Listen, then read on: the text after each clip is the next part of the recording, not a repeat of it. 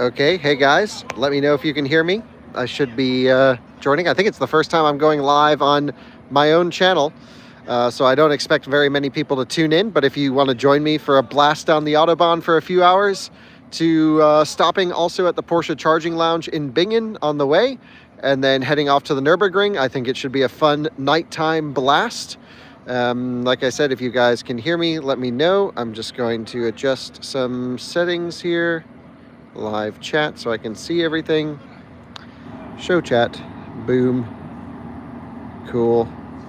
And yep, so this is the Taycan Turbo GT. It's the J12, the PA, the facelift of the Taycan, and this is the craziest specification you can get it in. It's the Weissach pack with carbon ceramics, of course, rear seat delete, wing, carbon buckets. It's absolutely insane in every awesome way, I think. So you can see here the back of the car, no rear seats, carbon buckets, DC charging the car right now up to 100%, and I am at 94%, and it's in track ready mode, so it did the preparation. My friend Arias in the chat, thanks for joining. Like I said, I don't know how many people will join on my channel. I'm not doing it on one of the bigger out-of-spec channels, but I thought it would be kind of a fun drive. Few-hour drive. I thought I would clean the windshield for you guys as well, but no windshield washing station. Just bugs over the windshield. But that will happen, of course, with a car that can do 315 kilometers per hour, almost 200 miles an hour in this particular one. So Taycan Turbo GT is absolutely insane. We have, I don't know, a couple hour drive to the Nürburgring. I'm going to charge here fully. Hopefully we can stretch it to Bingen. If we need to stop and charge, we can. Should be nighttime. The roads should be empty, and I intend on driving quickly. Safely, yes, but quickly. It is your German right to go as fast as you feel safe in areas that allow. So, Turbo GT, absolutely insane car, $250,000 car, of course. We want to make sure everything is safe, so I've already checked the tire pressures for the high speed selection on tire pressure, so that is all set. And it really, in this track preparation mode, what it does while it's DC charging is it cools down the battery pack. So it slowed down the charging session a bit and ran max cooling. So all of the cooling loops should be really chilly. And I'm going to try for the first time. If you come on in here, I can show you this. So this is the track endurance mode. So the vehicle is ready. The battery's down to 21 degrees Celsius. And we're going to start the track endurance mode. Now, if it feels like it slows down the car, maybe we'll turn it up. But I have been ripping on this car all day today. I took it in the Alps yesterday, absolutely been sending it. It's a crazy machine, no question. But one thing is with, the same battery and pretty similar cooling to the standard car, now you have a peak of over or just around 1,100 horsepower. The car's rated at 1,019 horsepower, pretty much continuous. And, we're talking 1,150 horsepower for a short peak. This really overheats the system if you just keep ripping on it and pull the attack paddle and go, go, go, go, go. And after a charging session, well, it doesn't really have time to cool down when you get back on the road. The thermals are amazing. It still does 250, 260 when overheating. But yeah, so what I've done now is put it in track preparation, which pre-chills everything, which also slowed down the charging. Makes sense. It's probably harder for it to cool itself when it's charging quickly, which means it's taken 28 minutes to put in 28 kilowatt hours. We are top charging it, so that of course is probably gonna go slower anyway. I mean, this car charges like a monster even in track preparation mode. So I've just left a birthday party in Stuttgart and now drank a Red Bull, ready to rock and roll. And we've got some serious driving to do. So in terms of your viewing and everything, I have a mount so you guys can see out the windshield. But again, I'll be sitting in these awesome carbon bucket seats in this one. Absolutely so cool. And this car is pretty fresh, 4,800 kilometers on it. I've put about 1,000 kilometers on it in the last couple days, so I've really gotten to know it. Drove it all day yesterday down to Lake Constance through Austria. It was absolutely amazing. And hey guys in the chat, thanks for joining. So appreciate that. While we're driving quickly, just a warning up front, I probably won't be looking at the chat. So don't expect much conversation from me The carbon buckets are totally fine when you're in them, but what getting in and out of them, to be honest, is kind of a pain. Now, I've turned off the Porsche Active Ride function of it raising up and going down.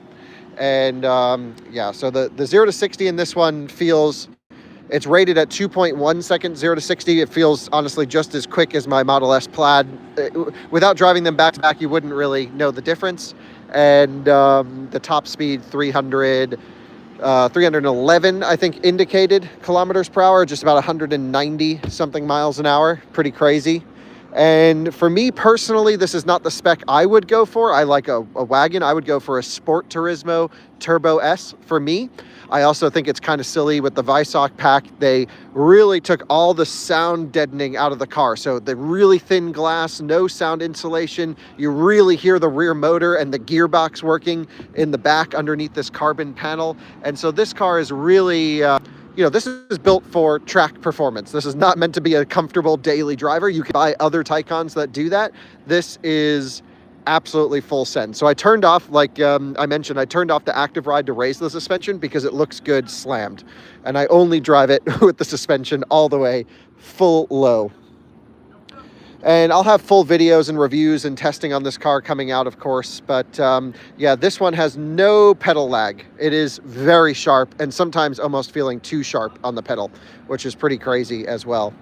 So we're still at 95%. The car's only taking in 12 kilowatts, so it's definitely doing something with this track preparation. Still cooling. I don't know if we'll wait for 100% or we'll get going at some point. Brandon, Tesla Flex in the house. How's it going? And yeah, for some reason it doesn't pull up all the comments. Here we go. Now I've got it set to everything. And yeah, so yeah. I don't know what else to say other than perfect weather, no wind. It's warm-ish, but cool enough to help keep the car cool. All preparation's been done. I'm going to get you guys mounted on the dash. Tire pressures are set, and we'll go for a fast cruise. I mean, I do want to go, of course, top speed with you guys. Why not? If we can, if it's safe to, if the conditions allow. But I also want to make sure we're factoring in, we're on a road trip to the Nürburgring a few hours away, and 300 kilometers per hour means we wouldn't really go super far. But then all day tomorrow, it's Nürburgring time. It's going to be a lot of fun. So technically in Drew's house, Alice and Eva say hello. Hello, Alice and Eva. Cool. Didn't know so many of you guys would watch on my little personal channel. Appreciate that. But cool. Let me get you guys mounted up. Enough preparation. Turbo GT. This car is pretty legit, no question. Certainly insane. Yeah, battery is still cooling down to 18 degrees Celsius now, only doing 9 kilowatts at 95%. That's so abnormal. It almost seems like it doesn't want to charge above 95% because this is probably as much cooling power as it's using right now. So maybe there's a reason in track preparation where they only charge it to 95% to leave some regen on for the track. These are all the things we're learning, figuring out.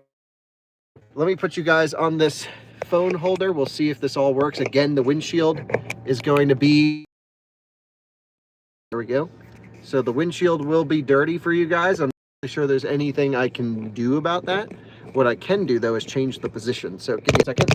I'm going to move you guys forwards. There we go. So hopefully,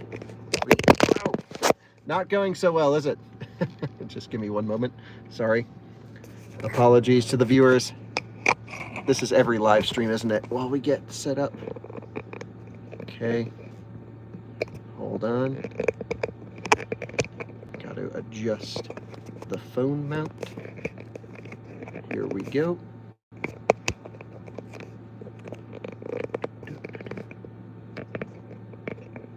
Where am I? I am, I don't know, somewhere in Germany.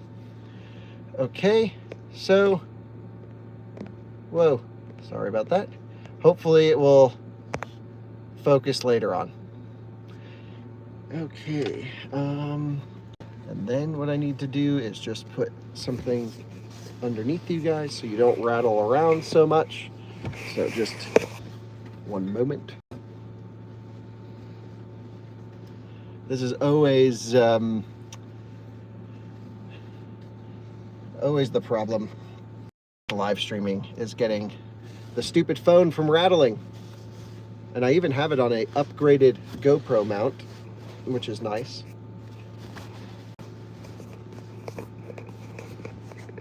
Okay, let's see if I can lock you in there. Nice. Okay, I think you guys are actually pretty hardcore locked in at the moment. So, what we're going to do is we're going to drive from basically just north of Stuttgart. I'm at the first Ionity station just north of Stuttgart. It's a station called Ionity, let's see what it's called. 350 kilowatt Ionity Woonenstein, something like that. And I will be driving to the Porsche Charging Lounge in Bingen, is going to be the next destination.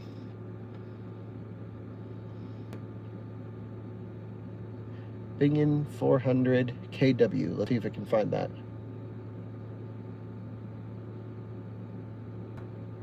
No results. Yep, there we go.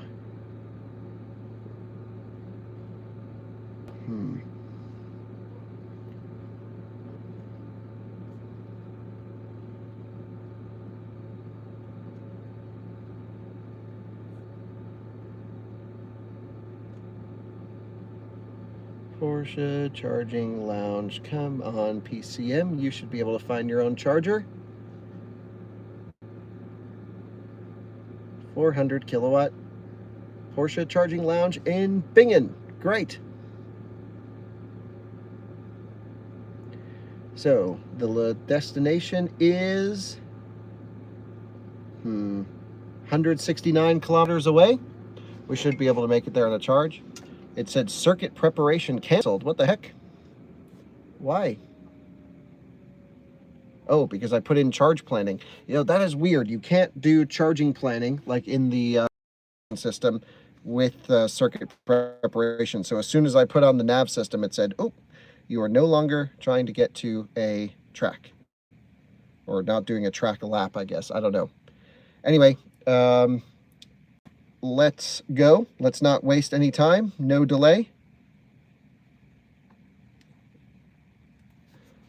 I'm going to unplug us, and then we're going to hit the road. Hopefully the camera angle works pretty well. So just one moment.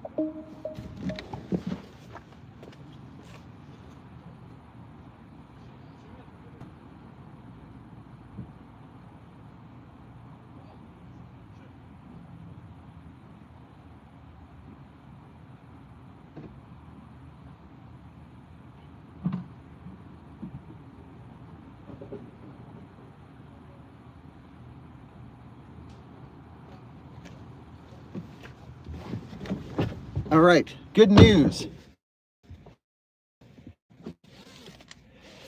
Track preparation is set. We're going to go into Sport Plus mode. We're going to go climate on, but I'm going to run actually eco climate in the vehicle. And the reason I'm doing that is to basically prioritize battery cooling. Funny that eco climate does mean prioritize battery cooling. Plugging in the device. You know if you lose audio at all, I can actually turn off CarPlay, but can you guys still hear me? Just let me know, because when it connects CarPlay, sometimes it may not.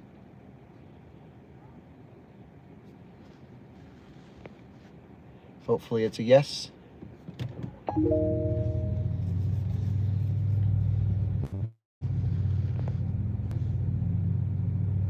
Yep, you can hear me all good. Great. Awesome. So we'll leave it as is. We're in Sport Plus. Suspension is lowered all the way down. We have automatic high beams on.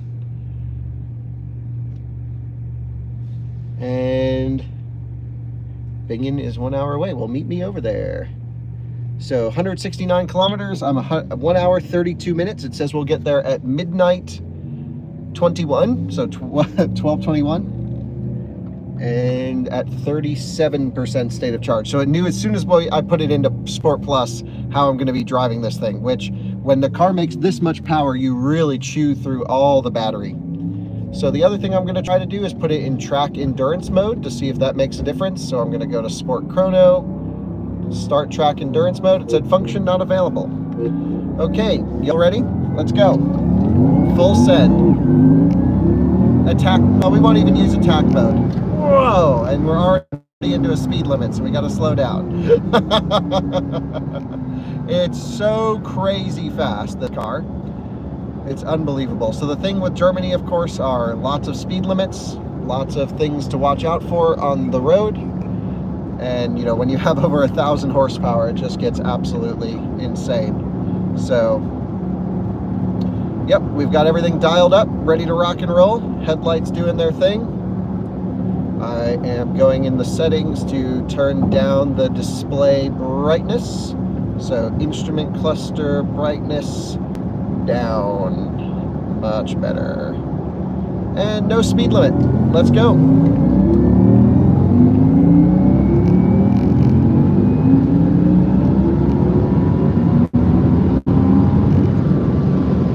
So this is cruising 230 kilometers an hour. So what's that, 140 miles an hour, something like that? Just in the left lane for these guys. Is this guy see us coming up? Yes, thank you very much. Very cool. Okay, we've got someone in the left lane here. Just amazingly fast acceleration and amazingly great carbon ceramic brakes as well.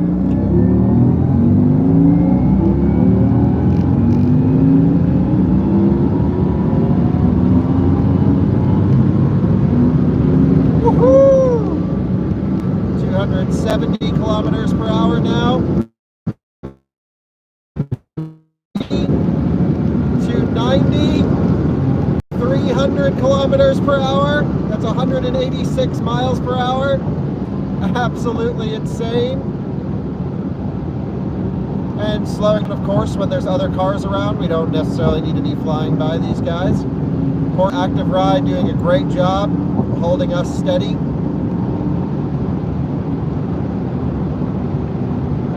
So I think we need to find like a good cruising, but I did just want to show you guys 300 kph. We had to do it. And it just gets right up there. Apton 311 is its maximum, and it feels completely like you could go to sleep. The craziest part is the acceleration.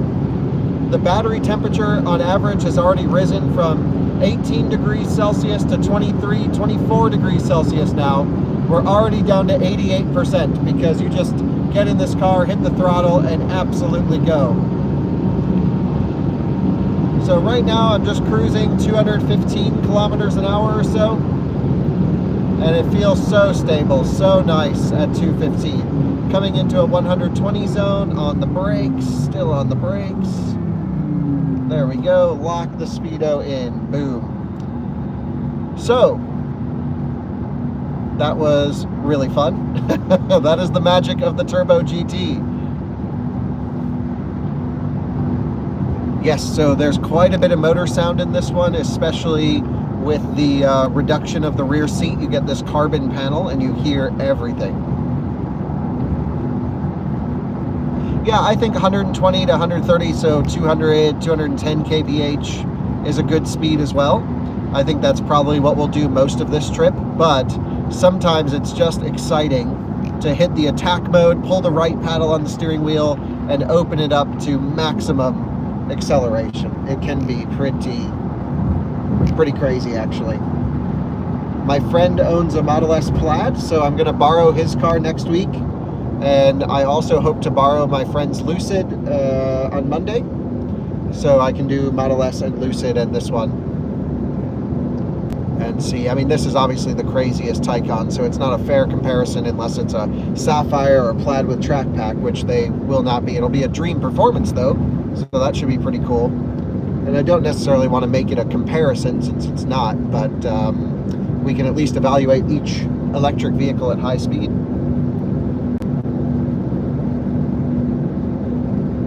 Nice E-Wagon on my left right here.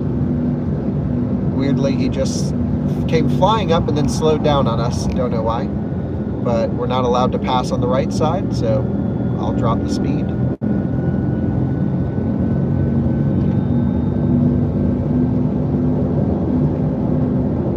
What is the range while driving 250? Not good. No car, no combustion or electric car would have good range then. Okay, speed's dropping even more, so we'll slow down.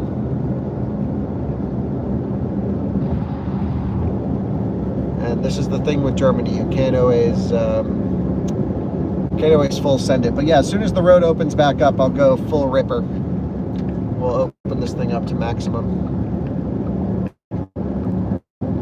which it looks like it's about to do. Right up here, I can see the sign in the distance.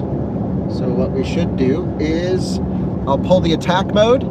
So, attack mode engaged, here we go. There it goes, there's the noise, full throttle.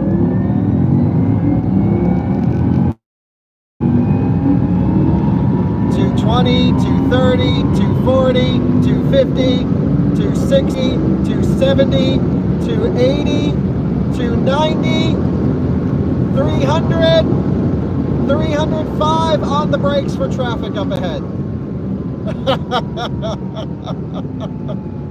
Whoa! That's our E-Wagon friends. See you later.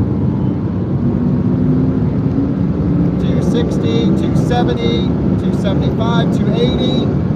Whoa, 290. Absolutely sending it. Slowing down a little bit for some traffic. Doing just 240, feels about right. So now just cruising at 250, no issues. So stable, you could go to sleep at 250.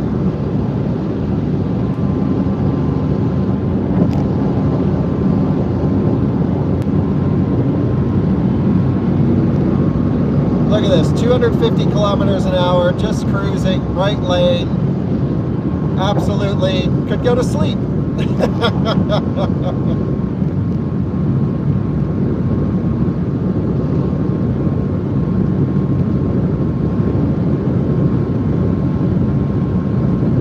Motors sound good, everything feels healthy. Temperatures seem to be nice as well.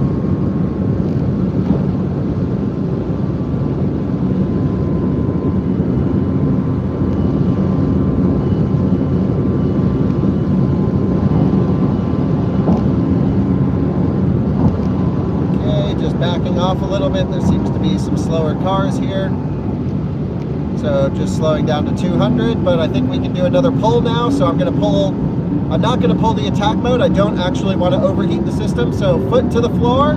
This is not attack mode. 240, 250, 260, 270, 275. Brakes, can see some things happening up ahead. Using that 400 kilowatt regen. Really nice. Haven't even gotten into friction brakes, just held it at max regen through there. That was perfect. And we don't actually have full regen available at 77%. Back up to 250 now. Gently cruising. Okay, on the brakes, just in case these guys don't see us. Hopefully they do. We're all good. Most important thing is managing the people up ahead of you. You have to assume no one sees you coming. And so you just always want to leave enough room to stand on the brake pedal if needed. That Audi's going pretty good because I'm doing 240 right by him. And we did not pass him that quickly.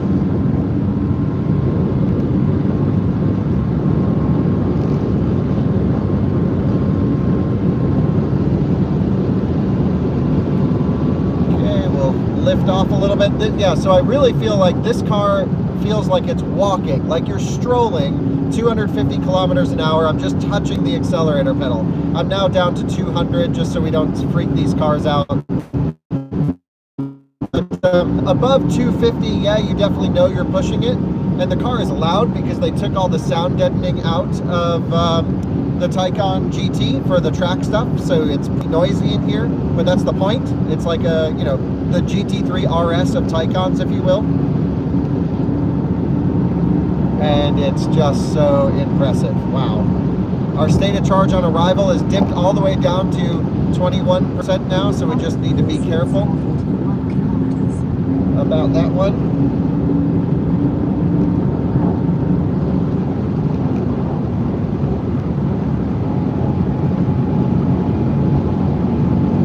Yeah, and now I've dropped it to 200 just to manage our state of charge on arrival at Bingen, and it feels really nice. So 200 is really a snail's pace. Model 3 in front of us. Do we think they'll push it? Nope. No turn signal on the lane change. What is this guy doing? Full send. 265 now, just cruising.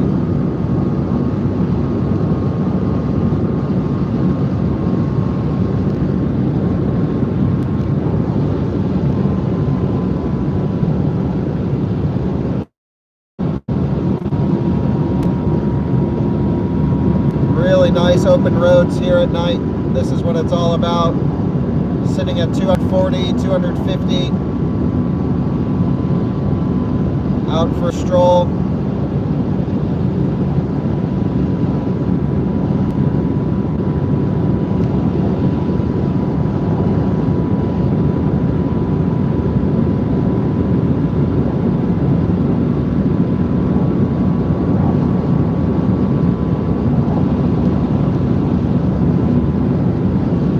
Okay, there's a warning sign on the right. Let's see what it says. Just backing off. It says water closet in 7.5 kilometers. Oh boy. Be warned. There is a ADA accessible, handicapped, wheelchair driver accessible bathroom in 7 kilometers. Thank you for the warning. Okay, coming up on your left, BMW. Thank you very much. Okay, this guy has a signal on, but he's not moving over quick enough. So dab of brakes. Back to full acceleration. And I've just been keeping it right around 230 to 250 the whole time. Okay, looks like we're coming into a speed zone. 120 now on the brakes. Braking tap. Whoa! Just felt my face get pulled out of my skull. Holy smokes. The ceramics on this car are crazy. We are at 66% state of charge, and we have an 18% on arrival, so I do need to slow down a little bit, or we can always just stop and charge somewhere. Plenty of charging infrastructure. We're at 703 watt-hour per kilometer. That's got to be right around 1,000 watt-hour per mile, 1 mile per kilowatt-hour or less. So crazy, crazy consumption.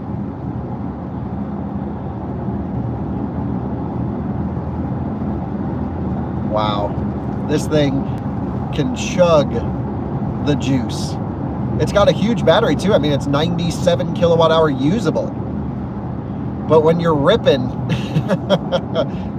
yeah, now we're down to 690 watt hour per kilometer. 120 zone. Okay, we can go a bit faster than this. The car in front of me is doing like 100.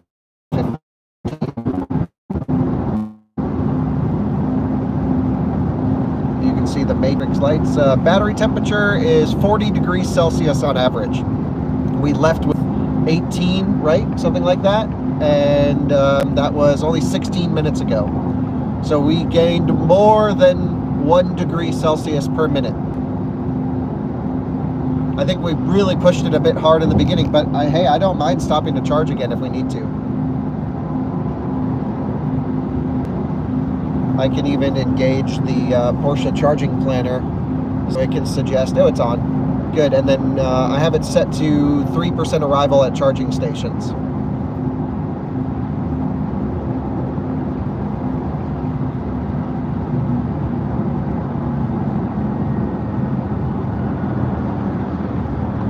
Yeah, the cooling systems on this car have been working hard for me today, that's for sure.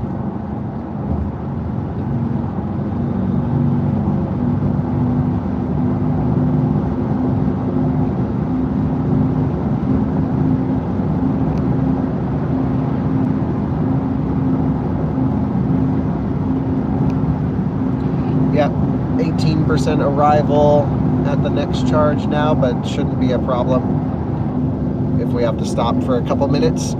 So I'd say we just drive. Yeah, it's so easy to make the car go as far as you want it to go just by dropping speed. I think we already proved Taycan can do, was it 450 something miles on a charge with the hypermile test that we did? So now it's how much can we consume? People must think it's an EV problem, but if I've driven combustion cars out here, and I've emptied a tank in less than half an hour.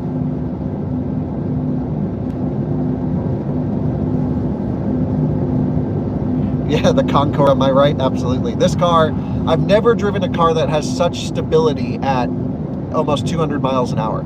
I sat earlier today pegged at 310 kilometers an hour, which is 190-ish miles an hour, and it felt like I could just sit there all day. The motor temperatures were rising, of course, sitting there, but wow, it was crazy. So that's kind of what this car is built for. You only get the top speed with the Weissach pack that I'm driving because you get the extra wing.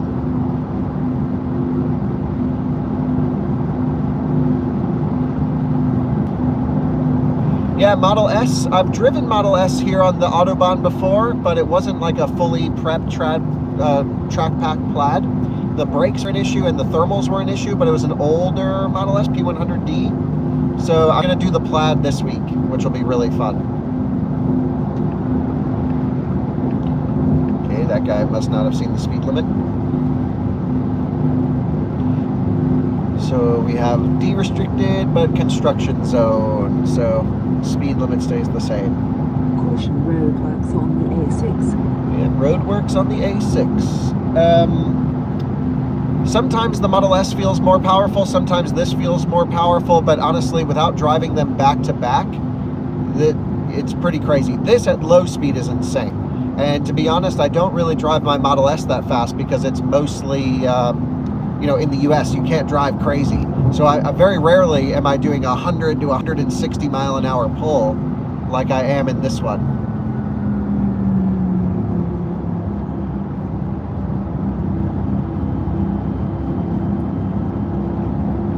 So battery temperatures are coming down. We're now down to 39 degrees Celsius. Construction zone, 80 kph.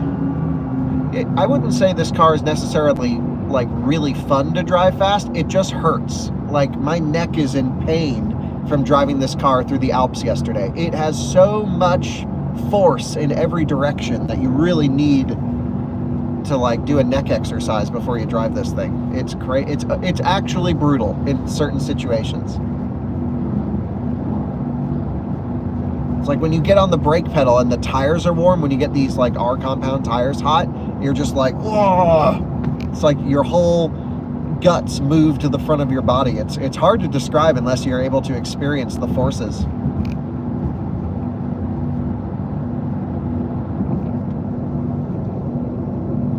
Hopefully the live stream's good for you guys. Does the audio quality, the video quality, it all seems okay. I know the windshield's not super clean, but we can adjust in Bingen. Okay, great. Good to hear that it's all good. When we get to Bingen in about an hour, I can wash the windshield.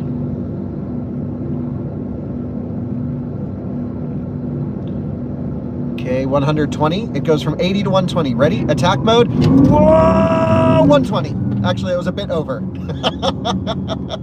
Like less than 1.5 seconds from 80 to 120.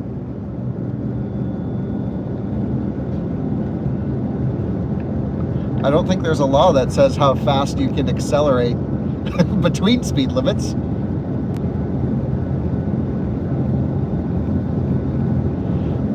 Yeah, one thing for sure is Joe Biden would not be able to survive the Taycan Turbo GT. He would absolutely pass out from the forces.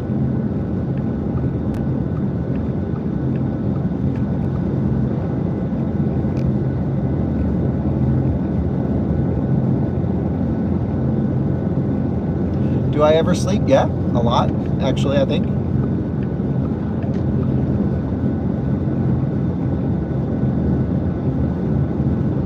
No, I don't need speed radars because I don't speed. I go, when the Germans say you can go as fast as you want, I go as fast as I want. And when they say go 120, I go 120. Because I think I respect the speed limits here so much more than other countries, because they let you go as fast as you want. And so when they say slow down, it's usually for a good reason. AC on, yes, but I have it set to eco mode. It's still really cold in here, so no change to my comfort. But AC eco typically means it can divert more cooling to the battery. Yeah, the US Taycans will be coming in a few months. I talked to PCNA. They have one Taycan Turbo GT that they flew to the US for some videos, so you might see some Turbo GT videos from, Motor Trend Car and Driver, Edmunds, etc. That car was flown over, and then the other cars I think are on a boat, so they have to go through a port and get processed and all that stuff.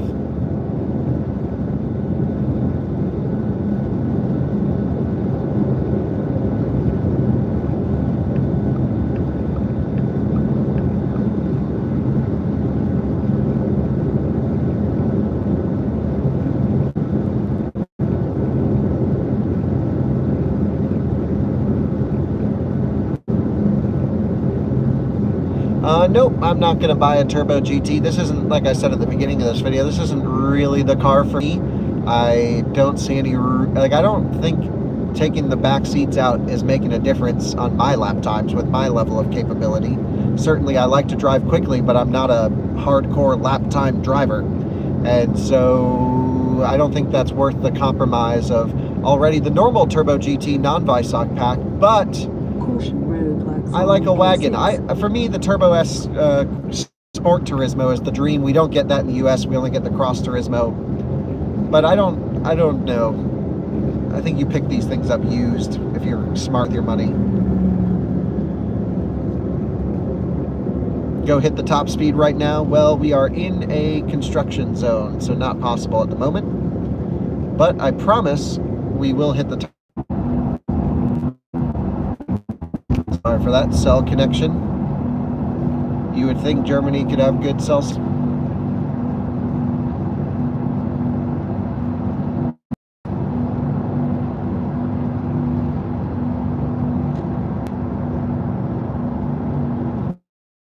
Construction zones.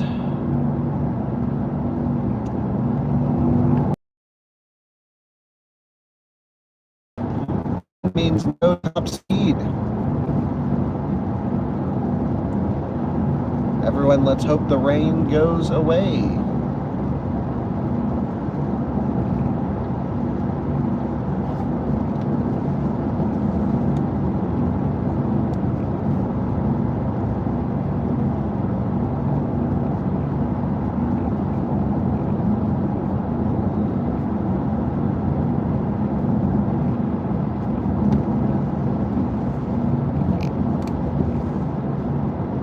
I don't know if any of you guys checked out the out-of-spec motoring video that went up today. I have not had a chance yet to watch it, but we posted the EV route planner race, which seems kind of fun, and yeah, the faster I trucker we get out of rain. And the route planner race was really cool, I thought, because we just got those 4 SUVs together: Model X, EQS SUV, R1S, to Fort Collins from Las Vegas, and had them choose the route and the chargers, and I thought it was really, really good. I think the Kia had the worst time.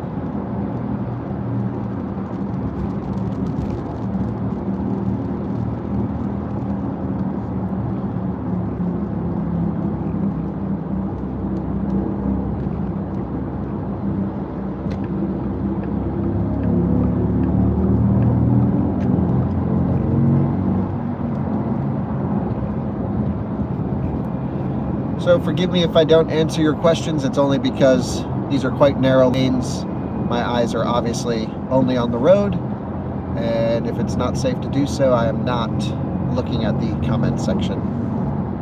So if one of you guys knows any of the answers, I mean, I can see things are popping up, I'm just not reading them. But if anyone knows the answers to the questions, feel free to answer for me. Ah, cool horse here in the trailer. That's awesome.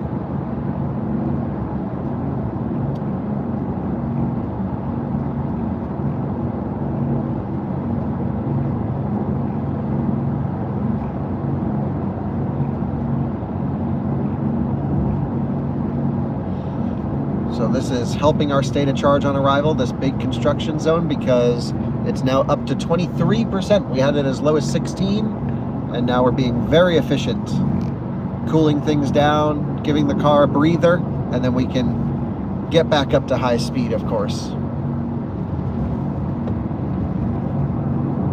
If you guys are just joining, welcome to Germany. Welcome to the Autobahn. This is honestly half the Autobahn, especially in Western Germany. It's just roadworks. Battery 37C, it's right in the middle. I don't think it's trying to cool anymore. I think this is where it wants to be. Okay. Accident on the other side of the road. So the left side of the road is closed at the moment. You can see that traffic.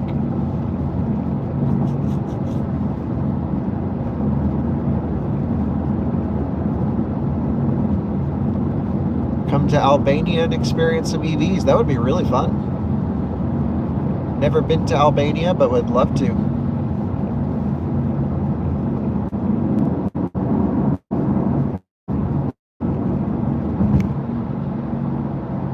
Ah, we've got a local in comments. Okay, we can do 8 again.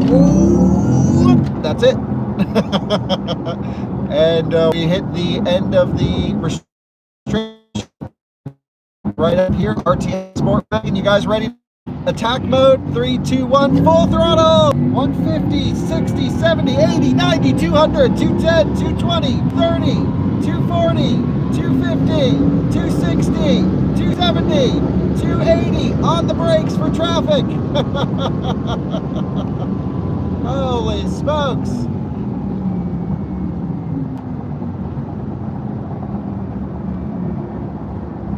That was awesome. This car has so much performance. It's insane. And already just like that, the battery gained 2 degrees Celsius. We're now to 39. This car is not equipped with any driver assistance. The Turbo GT, this one is spec'd for track work, so it has no driver assistance tech in it. Oh, someone's ripping it up there. You see that lane change in the distance? But maybe not. We have to get on the brakes.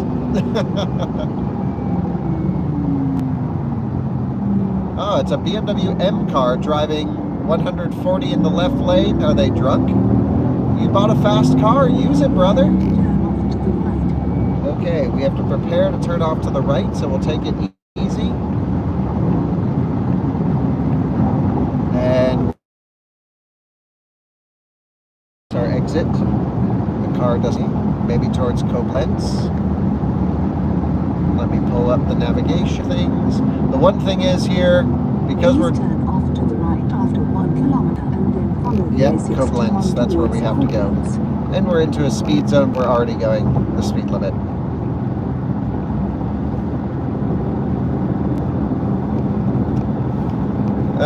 Yeah, we just need to make sure we make our exits, because if we're gonna make it to Bingen without stopping to charge, then we don't want to dilly around.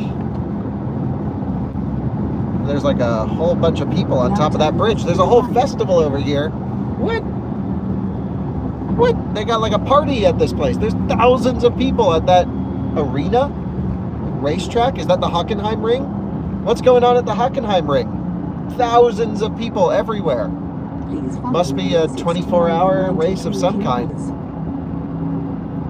Whoa, it's fully crowded of people at the Hockenheim Ring.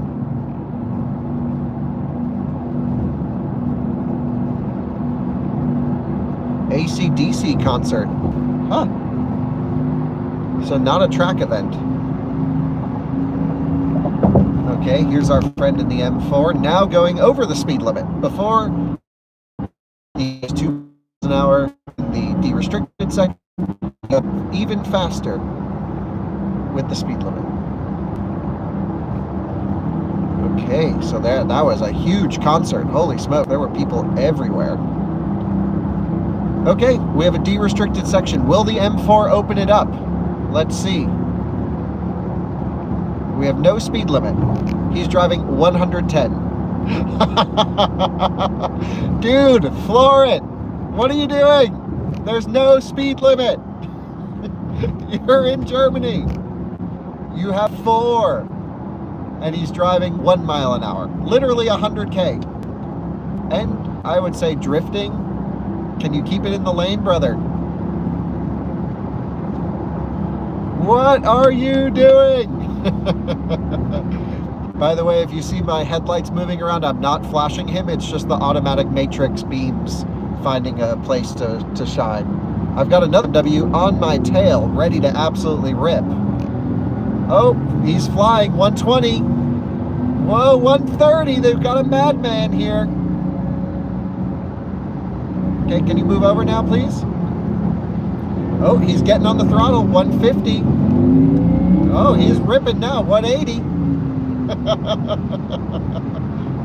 There we go, thank you. Attack mode for the pass.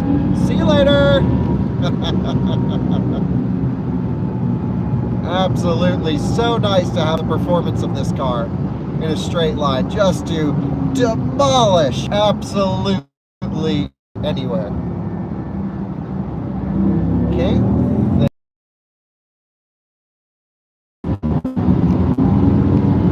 250. On the brakes for some traffic.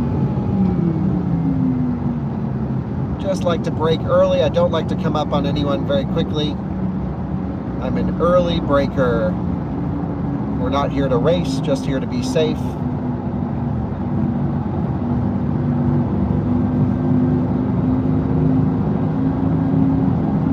Okay, can you move now? Thank you, thank you, thank you, and go!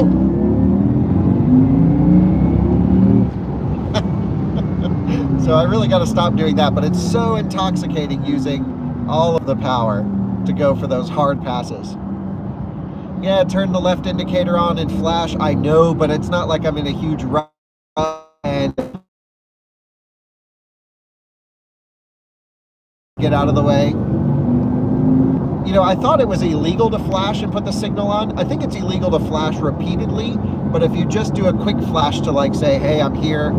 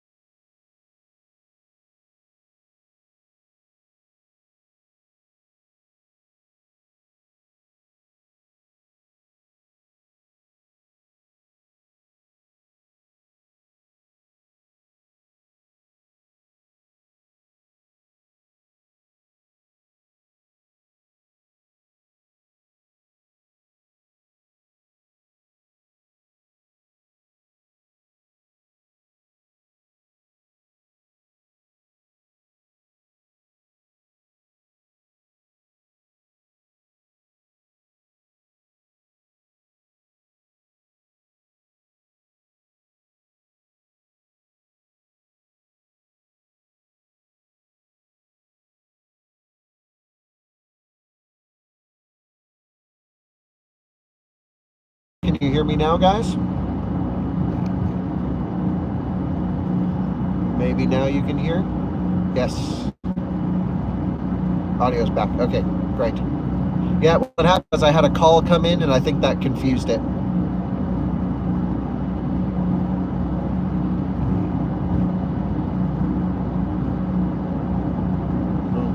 So we're on this for 83 kilometers and it's 85 kilometers to get there. I have 53% state of charge. The temperature is up to 44 degrees Celsius. So it's definitely warming up, but these long construction and speed zones really give it a chance to cold soak. So we have got something to look forward to at this Porsche charging lounge.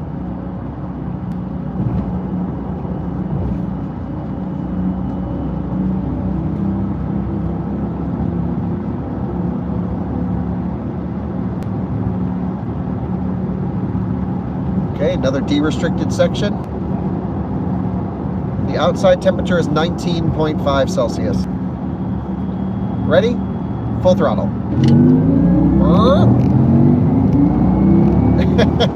You can only keep your foot down for a second before you're back on the brakes because you just get absolutely shot out like a cannon to whatever's in front.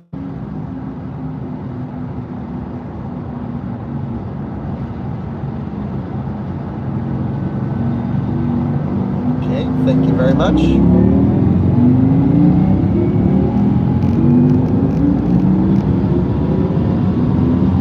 $240 on the brakes.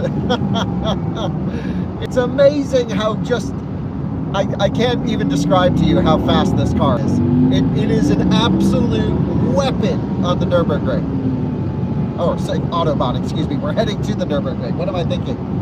Absolute weapon on the Autobahn. And I'm just, when I slow down, I'm just trying to keep it in regen to get the best efficiency.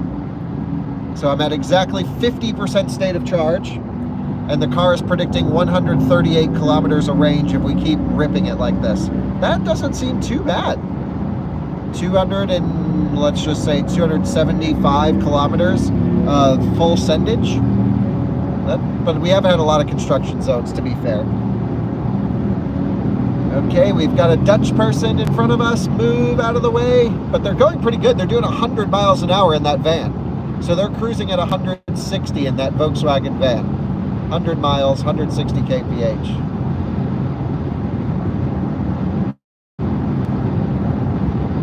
Okay, we have charging planner active.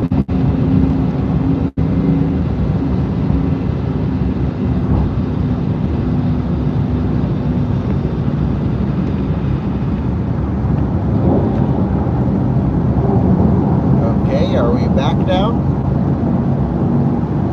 Hopefully.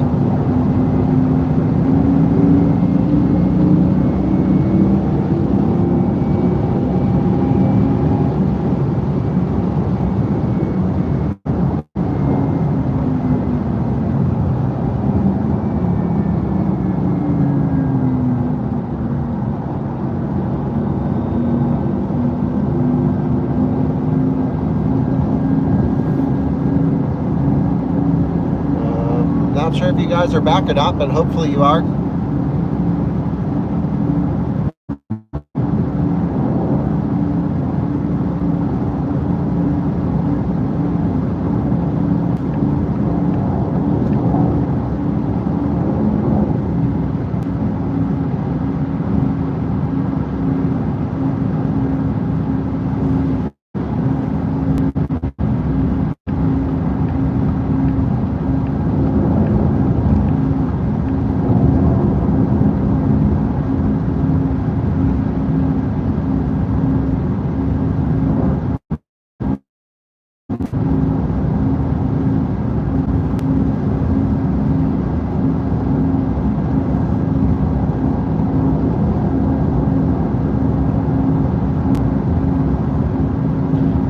Hopefully you guys are back. I don't know, the comments for some reason don't seem to be showing up, so hopefully you're joining me.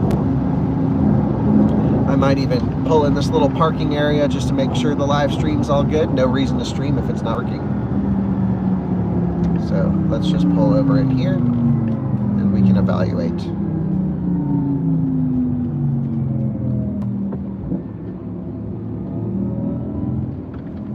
Please drive straight ahead after 200 meters and then follow the A61.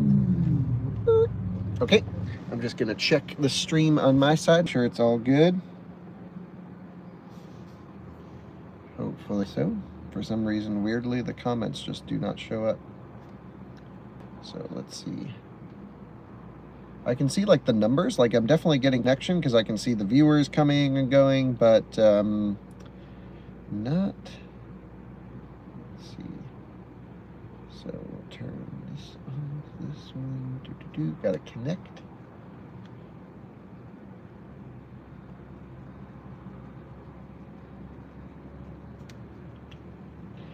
Okay. Oh yeah, seems to be working. It works. Stream is fine. Time to go to Twitch. Yeah, I know. Holy smokes. Well, I don't know what's going on then. The comments on this are just completely bricked. So, none. And then I'm going to hit show live chat so I can see you guys on my other device. Show chat. Oh, wait. I think we're good. Yeah, we got it. Okay, not that I'm necessarily like reading all your comments while driving, of course, but it is nice to at least have comments so I know that we're connected. Okay, should we do a quick launch control from here on the highway? So full send, brother. Left foot hard on the brake. Floor it with the right. Launch control. 3, 2, 1. Ah! Oh my God. That is crazy. That hurts.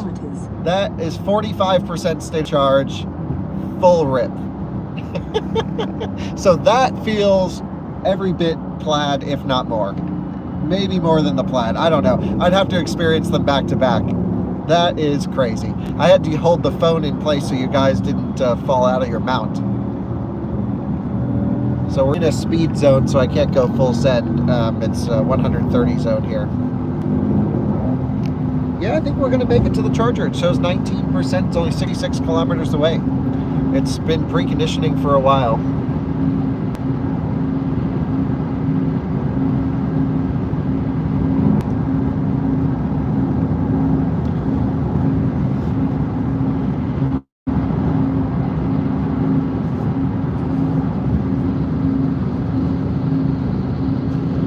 Yeah, so this is why I like to drive at night in Germany, because during the day it's just traffic the whole way. I mean, you can open it up in sections, but at nighttime, I mean, right now it's pretty late. It's almost 11:30 p.m. and you can see how many cars are out here in Western Germany. So it's definitely not, you know, if you want to go real fast, you go like from Munich to Berlin, or especially between Berlin and Leipzig, you can send it. Or if you go out to Wolfsburg, no issues. Yeah, it's also holiday season, so you get a lot of Dutch people with their caravans driving 3 miles an hour. But don't take that the wrong way. I like Dutch people.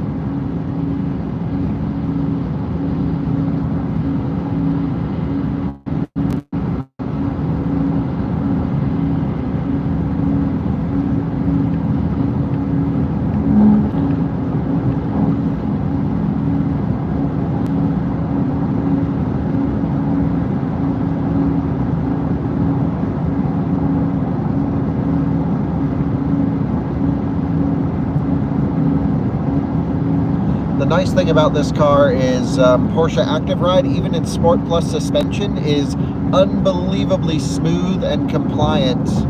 Even I have the damper set to full stiff right now. I can get a lot smoother if I take it out of lowest suspension, but there's no comfort compromise going with the Turbo GT, that's for sure.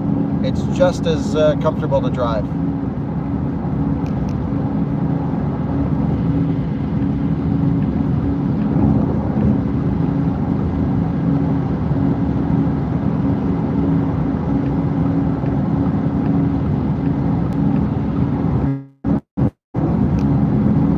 Something with incredibly bright headlights is coming up behind. This one does not have auto-dimming mirrors. It really is a stripped-out race car version of the Taycan. It doesn't even have keyless entry. It's like anything that could have taken out to save weight, they did. Oh, the van's got really bright headlights. Nice. The multi-van edition. They don't tell you which edition it is, but it is an edition. They look great, though. I see them around quite often.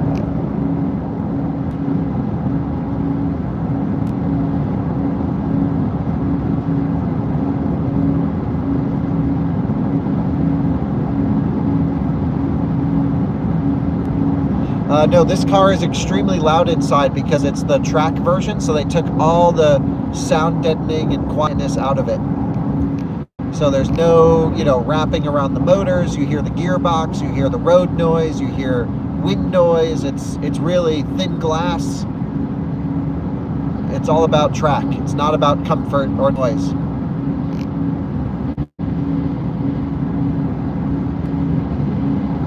So what I would do is I would get the Turbo GT without the Visoc pack, and then I think you retain all the sound deadening and the extra charge port. They even took the charge port on the driver's side out of this car.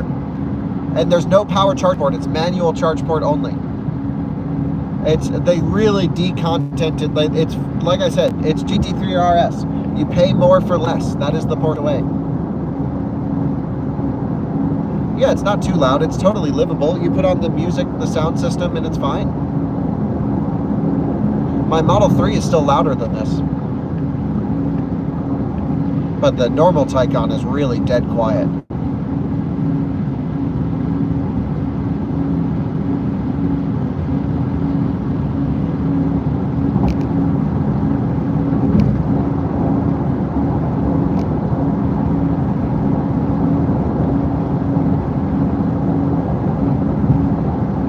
So I think we're going to make it to the charger with, it says 19%. If we have speed limits this whole way, then yeah, why wouldn't we have this issue? Should be able to make it just fine. We're going to go through the town of Worms in 14 kilometers.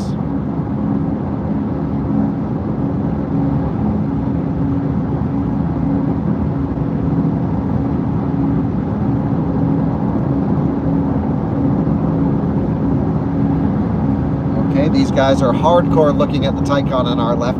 I will say, I think if you drove this car in the US, no one would look at you. And I just don't think people know Taycan, know Porsche well enough.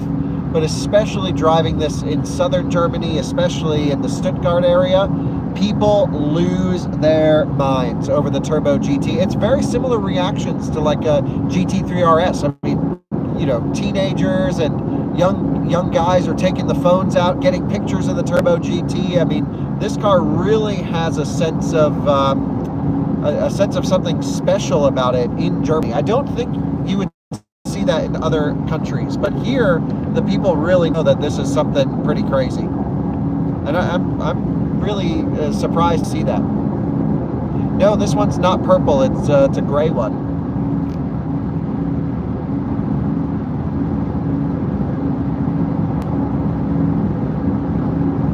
Yeah, I agree. Once we get past Worms, it'll open up, especially as we get towards the charging hub.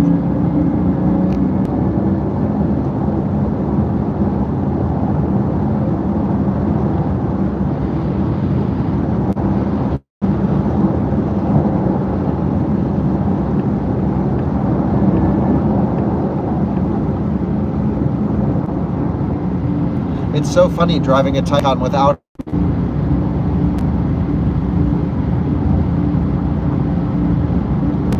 Have I seen Chris from Battery Life? I'm going to try and see him next week because I like Chris a lot. I think he's really a great guy. We always have fun talking about cars, but his schedule and my schedule, they're always pretty busy. But I told him I really want to try to see him while I'm here.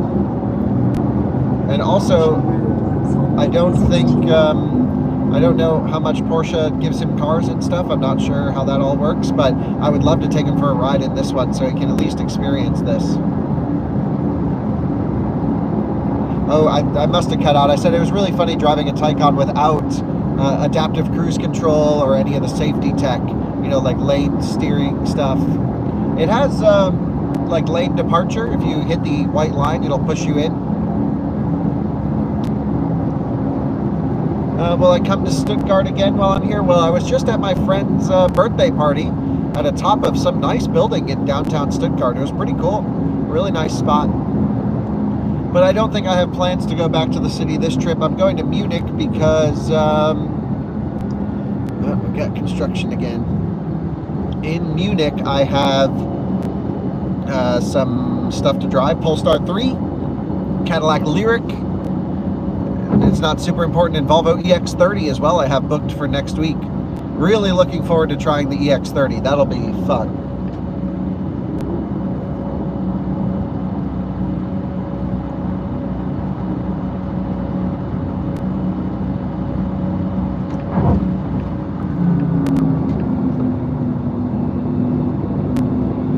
Okay, battery's really cooling down nicely now, 38 degrees Celsius, because we have charging planner active, absolutely ripping the preconditioning.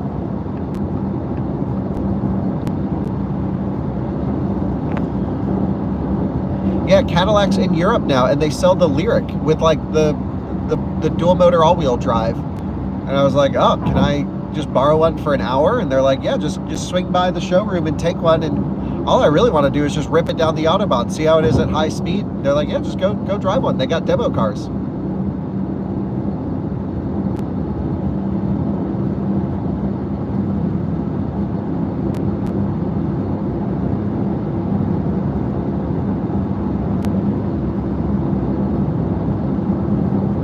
Okay, when will we get to the end of the speed limit?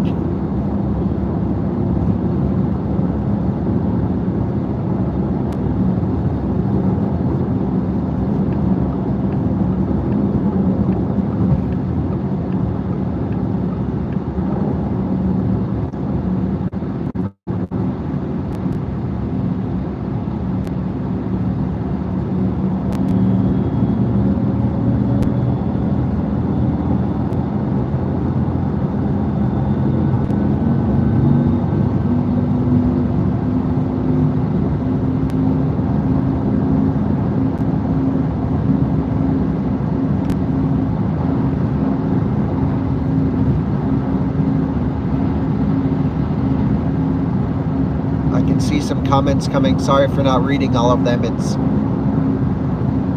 you know, gotta focus on driving too.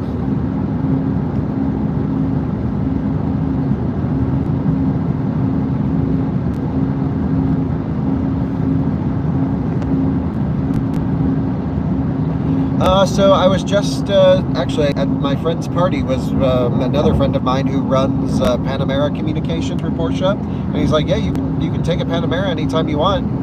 But I was like, I really don't think you guys would be interested in a Panamera video. I would love to. I'd love to try the turbo e-hybrid out here on the Autobahn. That would be awesome. But I really try and just drive cars that I think you guys would be interested in. And of course, I owned a Panamera. I love Panamera. That car works for me. I like it. But I'm not sure how much interest y'all would have. Yeah, focus on driving. I am. Of course, it's just glancing at the comments occasionally.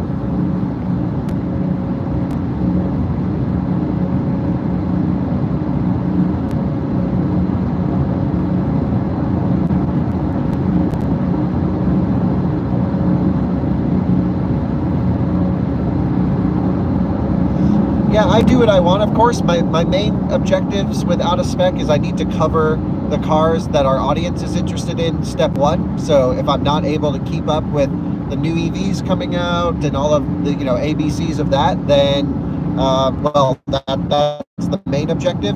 If for whatever reason there are no electric cars available, or there's no, I don't know, there's no other cars that I can do big stories with that are immediately available, then I go and drive the cars I want to drive, because I'm lucky enough to have access to everyone's cars. It's really a cool situation. Of course, I'll always produce content, and surprisingly, you guys have been watching those videos really well on this channel, on the Kyle Connor channel. I did the Lotus Emira versus Cayman GTS with Jordan. People really liked those. Yeah, so maybe more sports cars to come.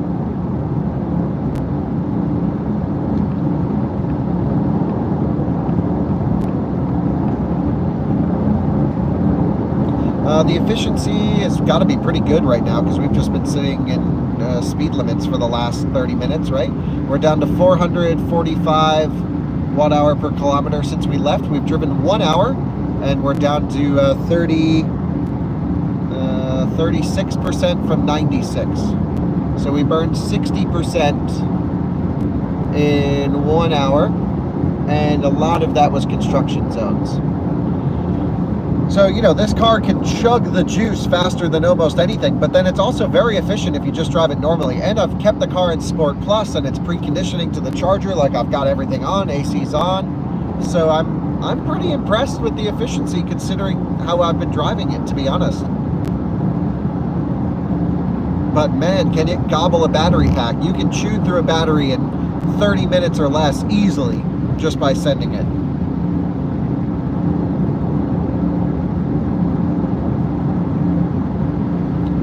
but there's no, that's just physics. You just have, 97 kilowatt hours to work with on full, and then the faster you take it out, the more heat loss you'll have, which means less usable capacity. And so maybe you really only have about 90 kilowatt hours to work with under ideal situations. Then it's got to do cooling, so then you really only have 85 kilowatt hours to work with, just making numbers up, but this is region, I think. And of course, then you don't want to drive it too hard below 10% state of charge. So yeah, EQE going by, 300 rear-wheel drive from Berlin. They're on a road trip. That's cool. Okay, we've got cars on the shoulder. Why? What's going on? Don't know. Can't see anything wrong.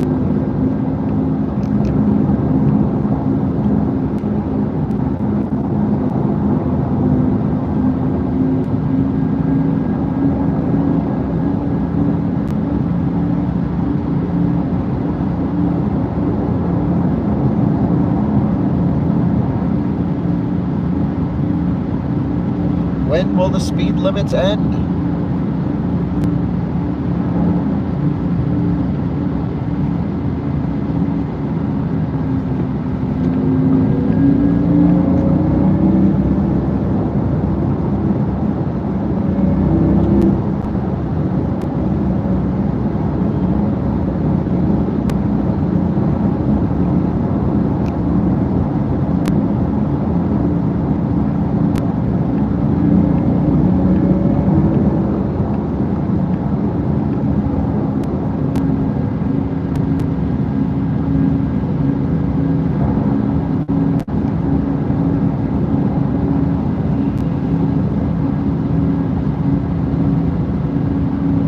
Yeah, getting a Spectre for an Autobahn test, I don't think that is really the target audience. I do have a Spectre in Los Angeles coming up, though. I'm going to spend a few days with one. And I feel like LA and a Spectre, that's kind of the pricey them on the roads anyway. I asked Rolls-Royce, I'm like, hey, can you send one to Colorado? And they were like, no. LA and drive one. I'll just grab one next time I'm in LA.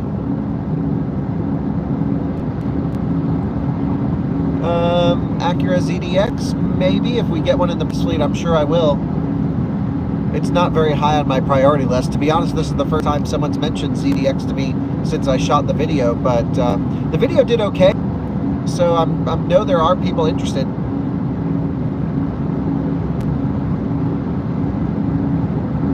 Yeah, exactly. The amount of Spectre actual customers that are interested in it are low. Although I will say, we did the main video on the Spectre. I would say no one else really had any information on it. And I've had at least 8 or 10 people reach out to me, maybe more, and say they've purchased one after watching our video. So drop out.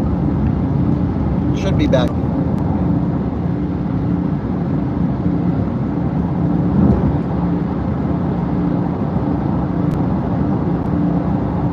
Yellow license plates always mean trouble. That's great.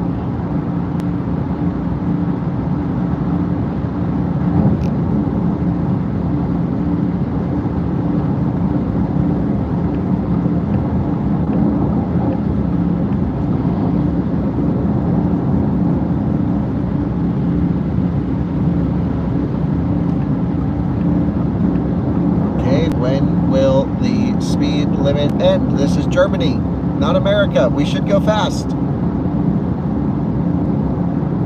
It's also Western Germany, where there's a lot of speed limits.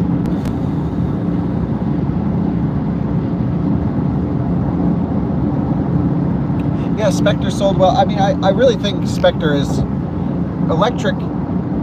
Is the perfect powertrain for Rolls-Royce, but I'm not sure two-door. I don't know. I feel like the two-door Rolls-Royces are always for people who want to drive themselves, and I think a lot of people like drive. They want combustion, but I really think they should have done Ghost or Phantom electric, because then a chauffeur can manage all the EV stuff and you're driven around in silence. And that almost makes more sense to me than the two-door version being electric. Because if you're just being driven around in an EV, then you don't have to be the one to go charge it or the one to worry about charging it, and you just get a quieter, nicer experience. Versus those that drive Spectre, well, it's not like they're driving long distance anyway, but you know, to me it just seemed like an odd choice. But I love the car. I spent quite a bit of time with the car, and it's really impressive.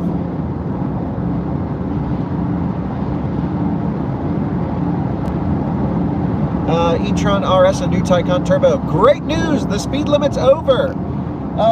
Taycan.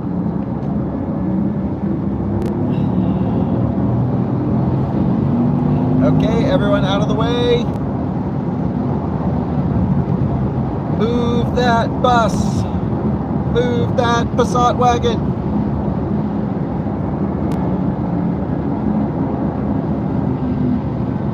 Wrong pedal. Should be the one on the right, not the one on the left.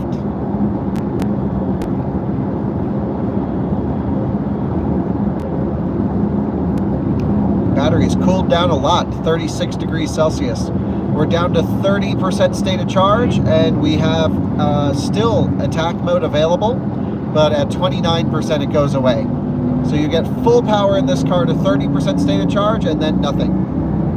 Let's actually try it really quick. Attack mode, full power. Oh, nice. It stayed in even when it dipped from 30 to 29. But now I don't think it'll let me activate it. Let's see. We've got to give it a couple second cooldown. Yep, it says not available. Oh no, it just went in 29%. We're good. Full send. Let's go. Woo! 230, 240. 250, 260, definitely slower now, 27%, 280 now, just 250, the M4, the slow M4 from earlier, how is that possible? How did he get just a bunch of slow M4s out tonight? Oh, frozen blue, just doing 250 around the corner like this car's insane. Okay, someone's got brakes. Looks like they may have just floored it because they're picking up the pace. We're doing 230. They're doing 230. Nice. What kind of car is that? Now we're down on the brakes. Okay. On the brakes. Is that just like a Toyota wagon that was just sending it at over 200? That's awesome. With the trailer hitch. They were full rip.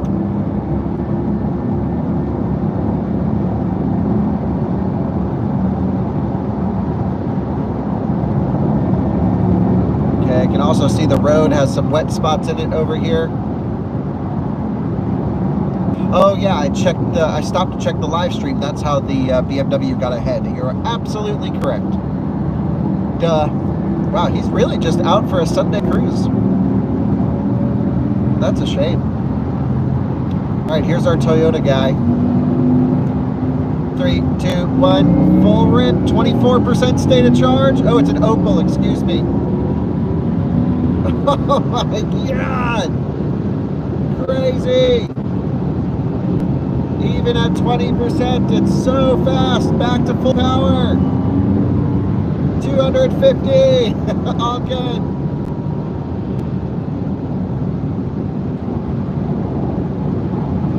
Now we've already down to 23%. When you drive this thing hard, it burns the juice, but we're only 13 kilometers away from the charging station, so we can stay on it as long as people get out of the way. Come on, Golf.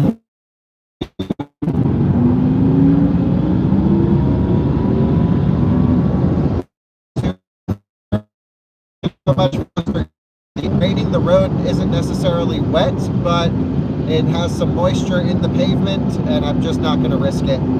So we'll keep it nice and gentle at 200. Over here it's dry, but yeah, not going to risk it, that's for sure. So just sitting at 200, nice gently.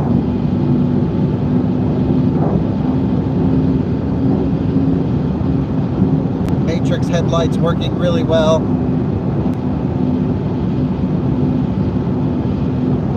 Brake lights ahead. I will slow down as well.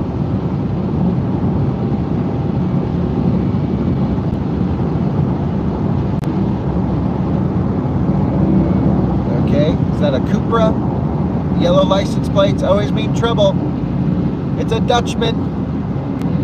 They're doing pretty good for a Dutch guy though, 175. So they're cruising just over 100 miles an hour, the fastest a Dutch person has ever driven.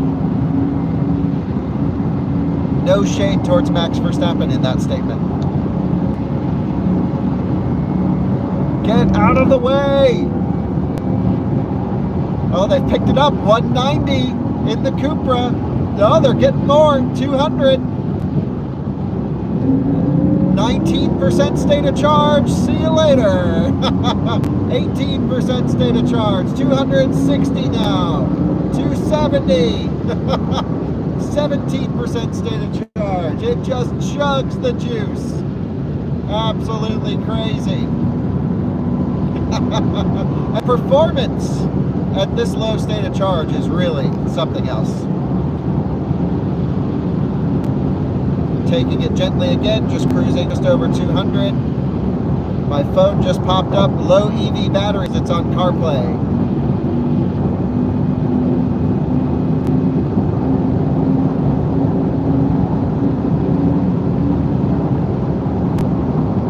Yeah, 1% per 10 seconds, that's what it feels like. Wow, 220, 30, 40, 50, 55, 260. That's at 15% state of charge. 15% state of charge, it still pulls that hard. That is stupid. That is so stupid. Okay, we're coming into the speed zone and we can't miss our exit. We're 3 kilometers from the charging station. Please turn off to the right after 1 kilometer.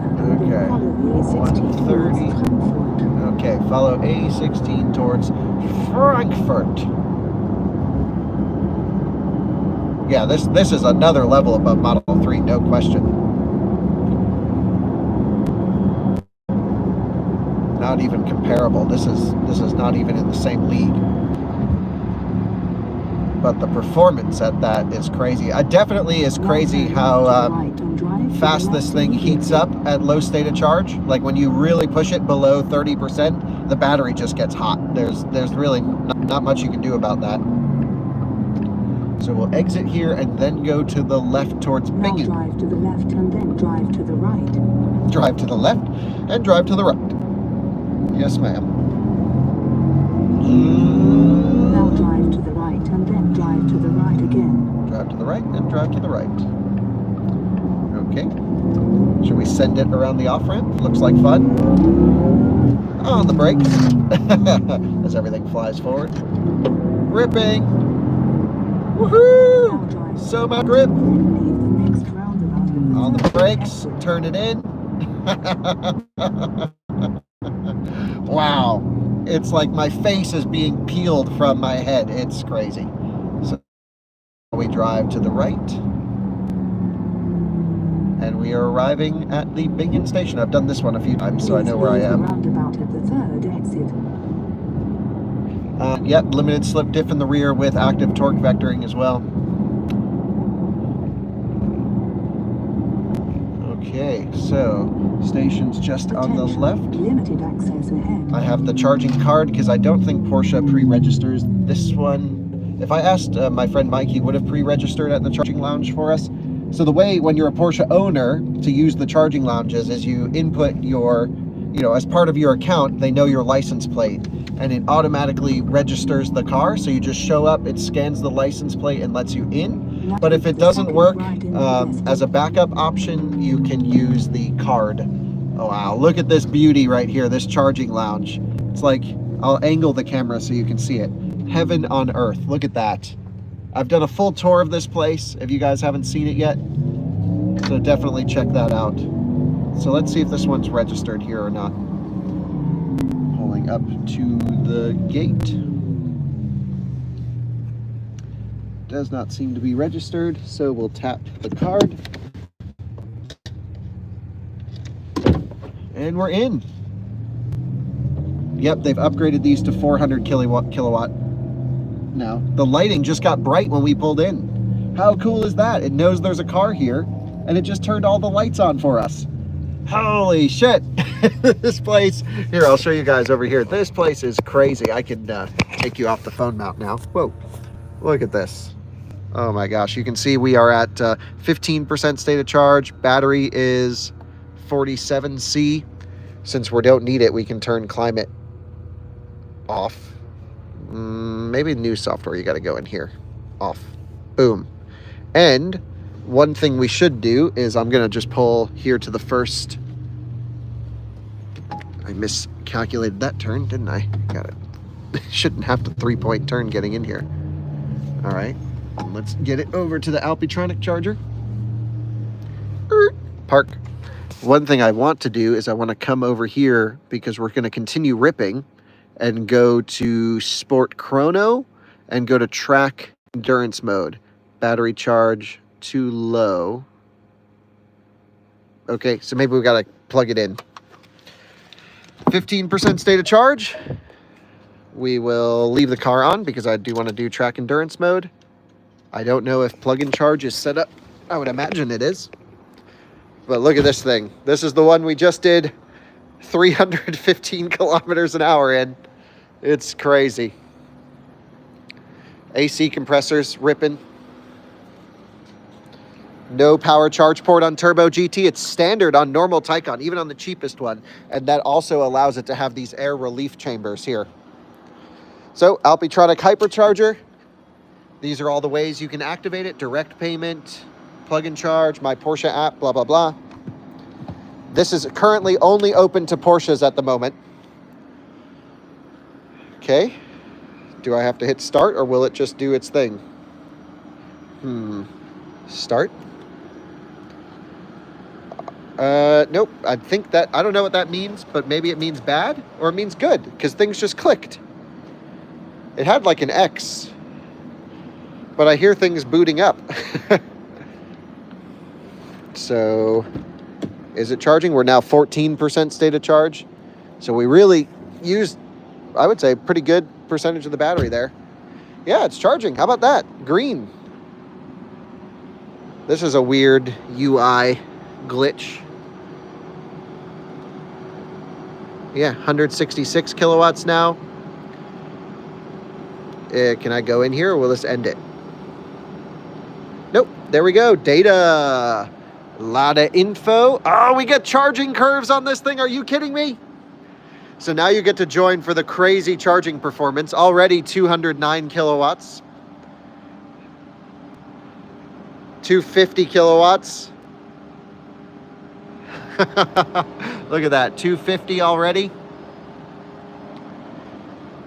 Taking in juice, that's for sure. Okay, 290 kilowatts now. It's just turning on all the power modules in the charger. Now 296. Look at that. This is just one power module, 2 power module, 3 power modules turning on. Also, how Porsche is this that they show charging curves at their chargers? So sick.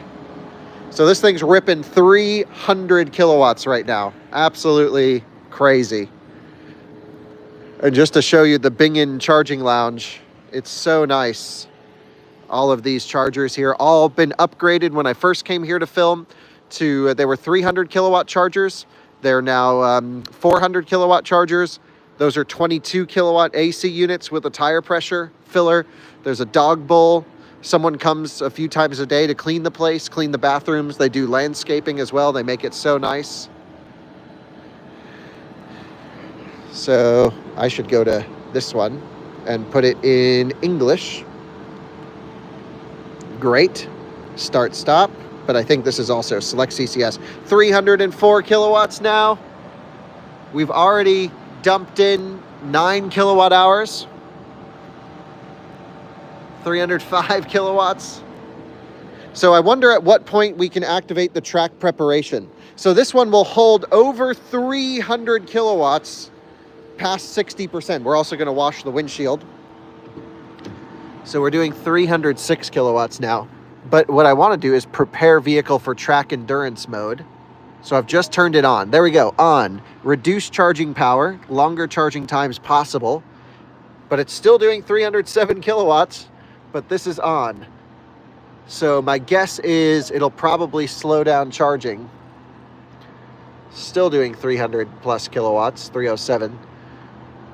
So track endurance mode is on. Okay, it says 0% and it actually is warming up. Maybe it's got to spin up. But I have climate power turned off. So climate AC off, I should say. So this is all going to battery temperatures. Yeah, there's a lounge. This is the lounge right here. I'll take you guys in a second.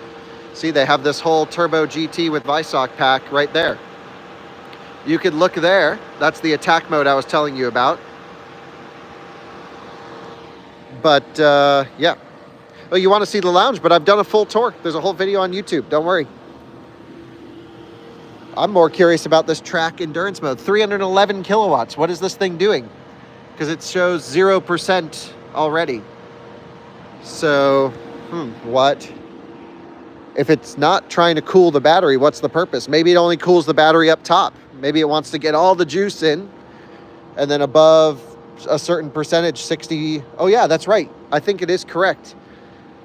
When I talked to the Porsche engineers about this track endurance mode, it only above 65% does it actually work. So we may get full charging power to where it comes off 300 kilowatts and then it will rip maximum cooling.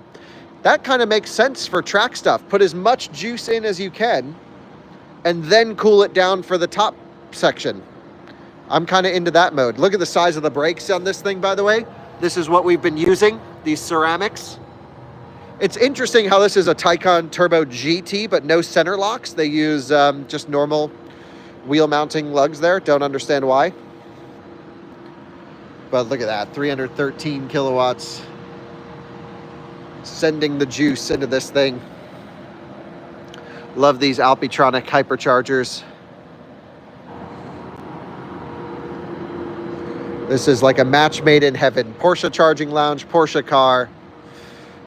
So we should let this thing continue to charge. I've done a full charging log, so we don't need to monitor it, even though it's so cool to show you guys the charging power. You can see we're almost at 800 volts. 400 amps is what the car will take in pretty much. 315 kilowatts going in. And then I guess what we need to see is when we hit 65%, I wonder if charging will take a nosedive to try and cool it down, would be my guess. The other thing is you can't shut the car off in this mode. Yeah, so look at this. The battery temperature is getting really warm. I have track endurance mode preparing vehicle on. It's not even trying to cool at all. So at 65%, it probably will go max cooling. So we'll close this thing up. I have to leave the car on for track preparation. I'm going to wash the windshield, take you guys on a tour of the lounge. Before we do that, just one last check of the charging. Look at that, 315, 316 kilowatts still. Oh, it just went away at 42%. So to get in the lounge, it's pretty easy. You take your Porsche charging card, you tap it, and then it opens the door. And then you have like a yoga screen here. Hello, viewers. And then you have a bathroom section here. Okay. Don't need to use the restroom. But I do want some snacks. So let's see what we have. Whoa. So many to choose from. We have Capri Sun. No way. Okay, Lay's paprika could be good. Let's add that to the cart. Mars, not into it. Still water, add that to the cart. Definitely was looking for something with a little bit more substance, but I could go for this chocolate bar as well. Okay. So that should be good. Check out. I don't know what this says, but I'm guessing that means next.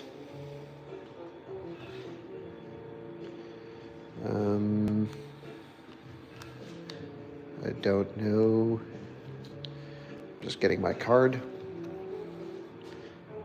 Okay, great. This one, mit carte.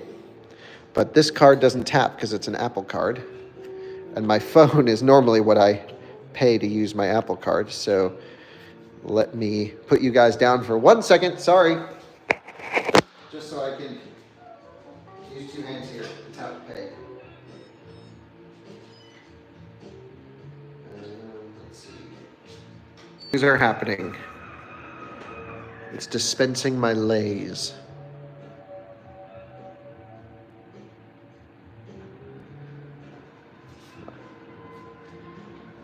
Yeah, mit Karte bitte is the only thing I know how to say in German. And it's not even very good. Okay, so yeah, you got to grab them in order. So I'll grab the lays. Great. Taycan, looking freaking awesome. Please wait. Something. Okay, it's getting the next one. I could also go for a cafe. I keep standing next to the door and it's opening it. Man, that thing is screaming.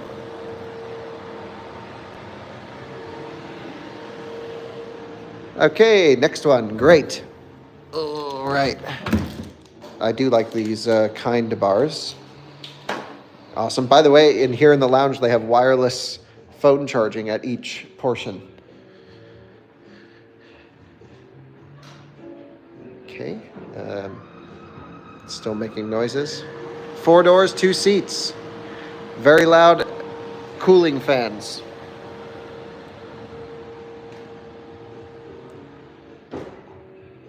Fastest charging car available in Germany. This has got to be up there. Maybe the Lotus Emea. And there's the water. Great. Okay, so we've enjoyed the lounge. We'll head out to the car and wash the windshield. This is why I love the charging lounge. I get snacks. Everything is high quality and premium. It's completely safe because the whole place is monitored with cameras and loudspeakers and immediate access to any authorities or anything. This could work in multiple environments. It's just so cool, no question. And free charging for Porsches. So that's awesome. Love the free juice. Okay, so how are we charging? 202 kilowatts at 57%. That's not as good as normal, but we have gotten warm. So we hit 55 degrees Celsius on the battery, and that's when it limits the charging performance. So we came in with a little bit too warm of a battery. And you have a dinner table built in with your Taycan Turbo GT. How about that? A nice carbon fiber table so you can have a picnic wherever you go. So let's see at what point track preparation starts. Not yet. Still 0%. So my guess, like I mentioned again, is at 65, we'll see charging take a nosedive. Let me just open this one up. I'm going to put you guys on, that's the reason to get the Weizsack. It's not for aero, it's for eating. I'm going to put you guys on this while I wash the windshield. So just bear with me. Whoops. While I get the windshield clean. Here we go. Charging is not free? Oh, okay. I thought charging was free for Porsches.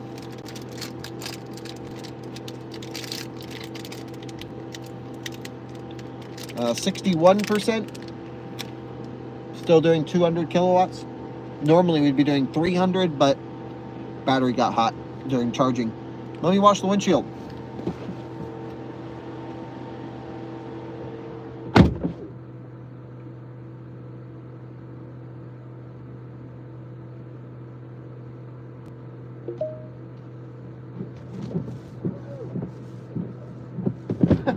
Turn the wipers off.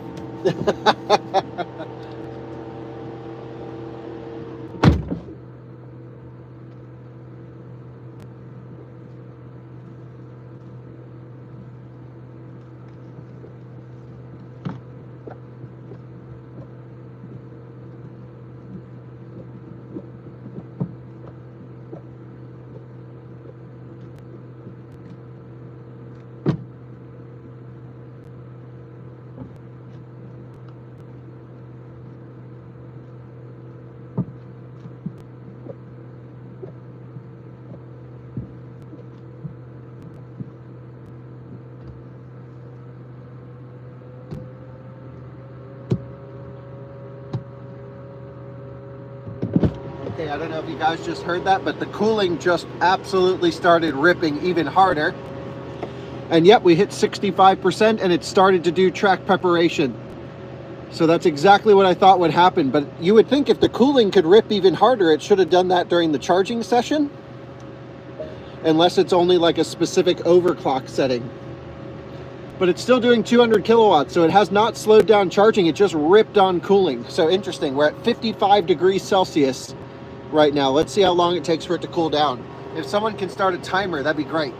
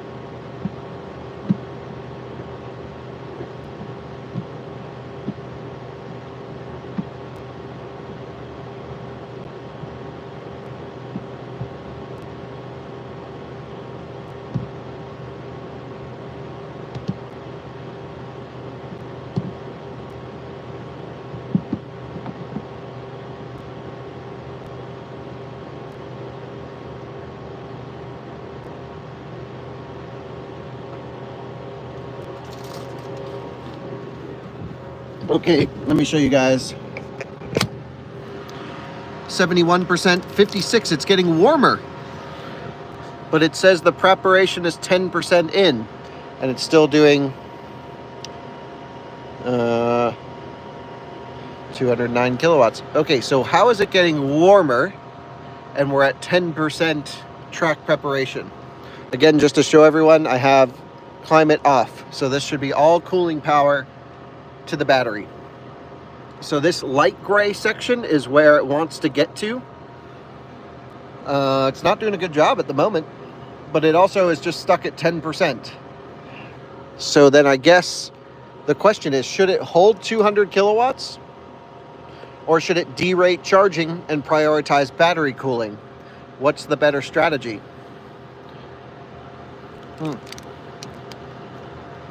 Because right now, if you were to pull out and get back on the Autobahn, you'd have limited power at 56C.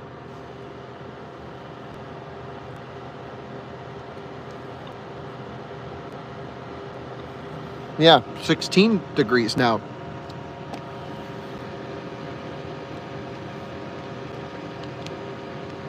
So it's pretty not warm out. Still stuck at 56. So it seems like 200 kilowatts is where it can just hold temperature. And I've noticed that other times when Taycan gets hot, they just go 200 kilowatts and that's fine. So the cooling package for charging, we just derated 190, 180, but this is normal 76%. Let me pop out of the car real quick. It's hard to get in and out of these bucket seats. This thing's ripping cooling right now. What I was going to say is with Taycan, I've noticed that it can just maintain temperature at 200 kilowatts. So when it takes in 200 kilowatts, it will not overheat. It will not gain any temperature. That's its equilibrium. And when it does 300 or 320, then it's just your thermal window that you're eating into.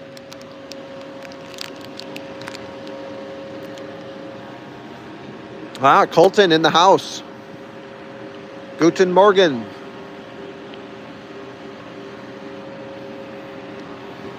Yeah, it's nice out. 16C. Still at 56 degrees Celsius. Still at 10%. So everything is staying the same. Let's look at the charging curve.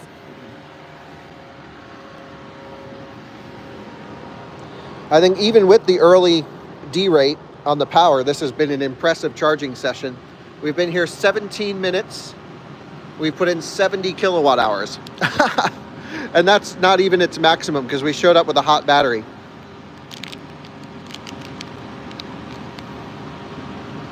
So that is pretty amazing. Interesting, it says 1 hour, 21 minutes to 100%. I think is what that means. Tapering now hardcore at 80%. That's normal. So I really would have expected this track endurance mode to slow down charging beyond the normal.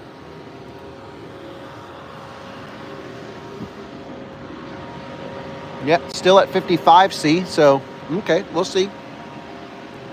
I'm in no rush.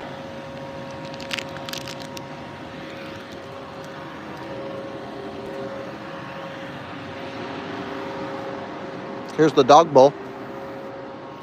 Wow, with seemingly fresh water in the dog bowl. Look at that. And poop bags. So cool.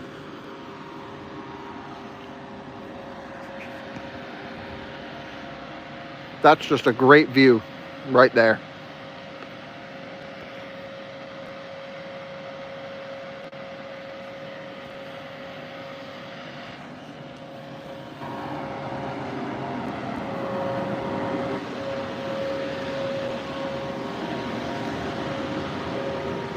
Yep, still at 55C. So maybe it just goes to 10% when it's like, okay, I've started, you know, like I'm just doing nothing. I've turned on. So, you know, it's a lot of battery. It's big thermal mass. We just, you know, obviously ripped it on the Autobahn pretty hard over here. And then it charged really fast while sitting stationary. I wonder if, like, you do a track day with electric cars, we should try this. We should, you know, get some dry ice on this thing.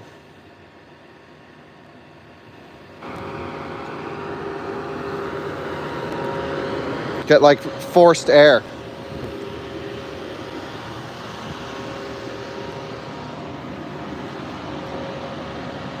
(54°C).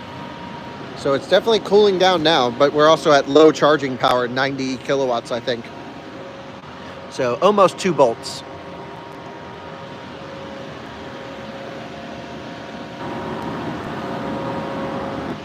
Yeah, carbon B-pillar. Well, I saw the Ioniq 5N guys at Nürburgring use fans. And I'm like, that's probably not a bad idea. If you can get some dry ice and put some cold air into this thing, it'd be awesome. So, you know, if I was driving normally, I would have charged here to maybe 80%, 70%, and then hit the road. So that would have been, what, like a 12, 15-minute charging stop? But above 80% now, it's really going to slow down, especially with the cooling process that I want to give it time to. So I would spend, you know, certainly 15 minutes probably at the most charging this car. Maybe 18 minutes, something like that. But 20, I would have been gone by now. I would not be waiting here. And it would just cool by driving slowly over to the highway. But I'm really just trying to play around with this track preparation mode to see its behavior. But it's absolutely ripping. So I just heard the contactors click on this. But no, it must have just shut off or did something with the power modules. So all of Alpitronic's switching matrix is up here. And they must have just turned off a power module because it's ramping down power.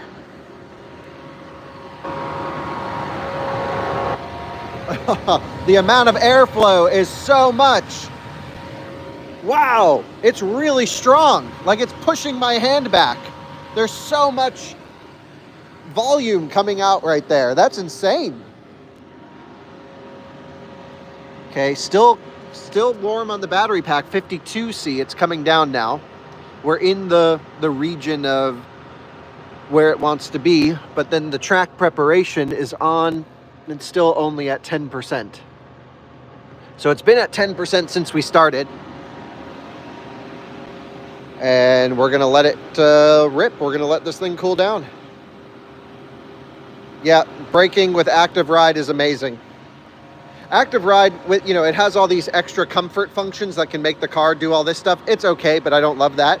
What I love is when you put this thing in Sport or Sport Plus, especially Sport Plus in this with active ride, because you really retain the smoothness of a normal Taycan, even with Sport Plus damper.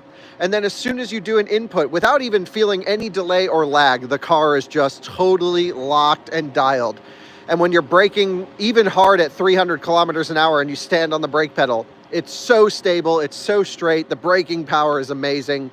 I mean, have you seen the size of the brakes on this thing? These are the rears. Look at that. Absolutely crazy carbon ceramics. These are the fronts. Oh my God. When I tell you this car is a monster, it doesn't really matter what I put in the review, because there's no way I could ever communicate to you the forces and the stability and the package of this car. Now, me personally, I still want better cooling. I want better thermals. I would hope in the next generation that they go even crazier with the thermal management. It's still great. Okay, look at this. Track preparation now gaining 13%. So we're doing 72 kilowatt charging. So now we are gaining progress on the track prep. Interesting. Here it is back, the view from behind, if you will. I mean, this car, it just looks great. Really looks cool. At first, I was not into the wing. I'm like, okay, I don't need the dinner table on the back. But now that I'm actually using it, well, you got to spend $250,000 to get the dinner table. Could use a little bit more offset in the rear, though, don't you think? That could be poking a little bit more.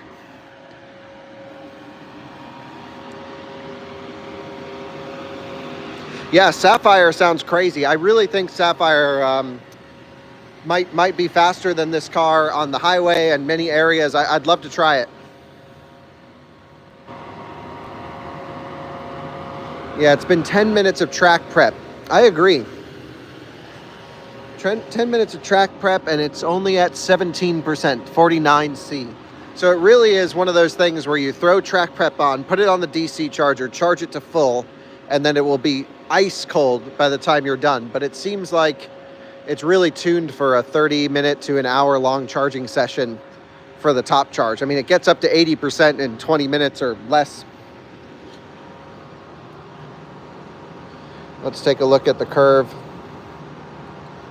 Yeah, so you can see this is when it initially overheated. It didn't even hit maximum 325 kilowatts. It was on its way there, but then it thermal derated. Just did an amperage limit because you can see it increased with pack voltage.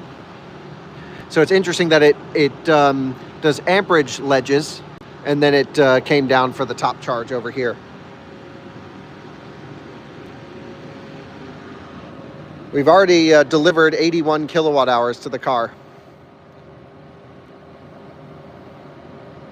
Yeah, Taycan might give the best. Certainly this is better than Plaid in terms of driving experience. I have not driven the Sapphire, so I just can't comment. But I just, having just these carbon buckets just to transfer the road feel right to you. I mean, you're just not getting something that hardcore in Sapphire. And so I'm sure the rawness of this car, I imagine, would be more than Sapphire. But in terms of the technical thermal management, powertrain at high speed, the acceleration from 200 to 300, I don't know how this would be compared to Sapphire. I also think with these cars, it really matters not how they do it on the first run. So like maybe Plaid could outrun this for a short period or vice versa, I don't know.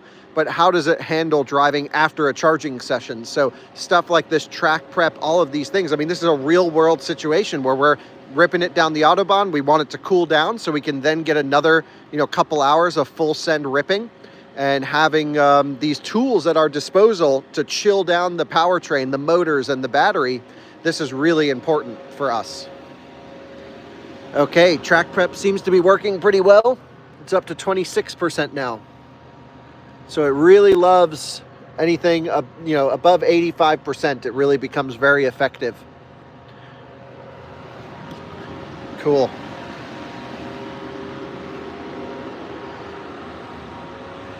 I hope you guys don't mind, but I'm going to break into some chips here.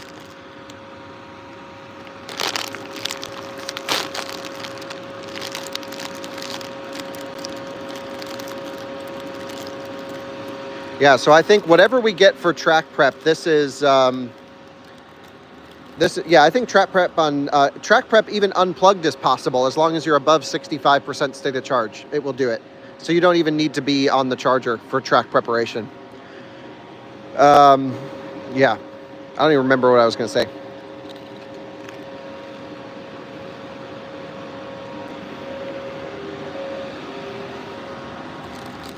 Sorry for the chips. Chip review. They have the worst flavors in Germany. I don't know who eats this stuff. But this red paprika is not terrible.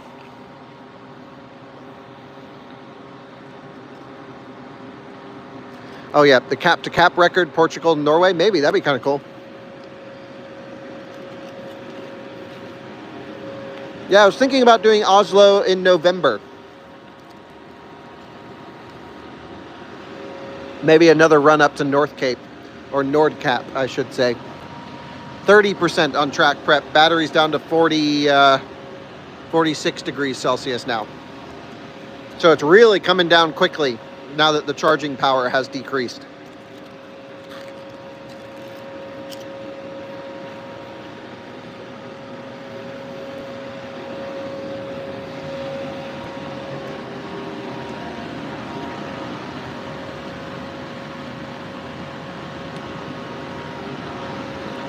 No, never met Bjorn in person, but would love to. But I've chatted with him quite a bit. He's great.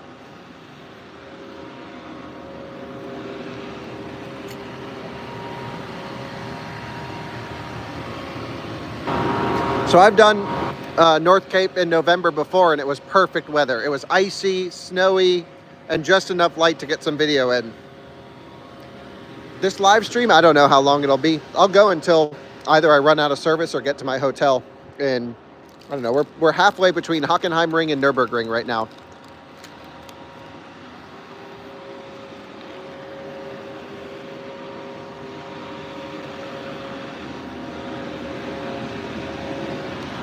$50 kilowatts now at 92%. So at 92%, the Taycan turns into a Bolt. Trash. I'm just joking. That's still incredible.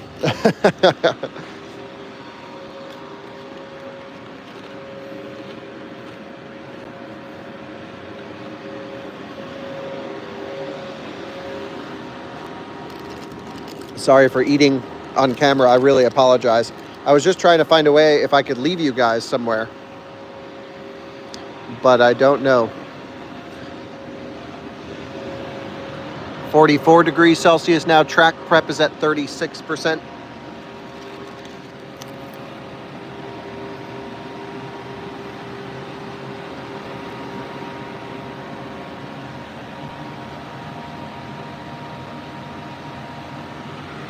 Here we go. Look, it's our car. Nice Turbo GT Visoc pack. Honestly, I would have preferred this one to be in purple. That would have been cooler, but I really love this color. Purple would have been great as a press car, but this is the color I would buy. I love this color. It's got the thin glass in the back. So cool.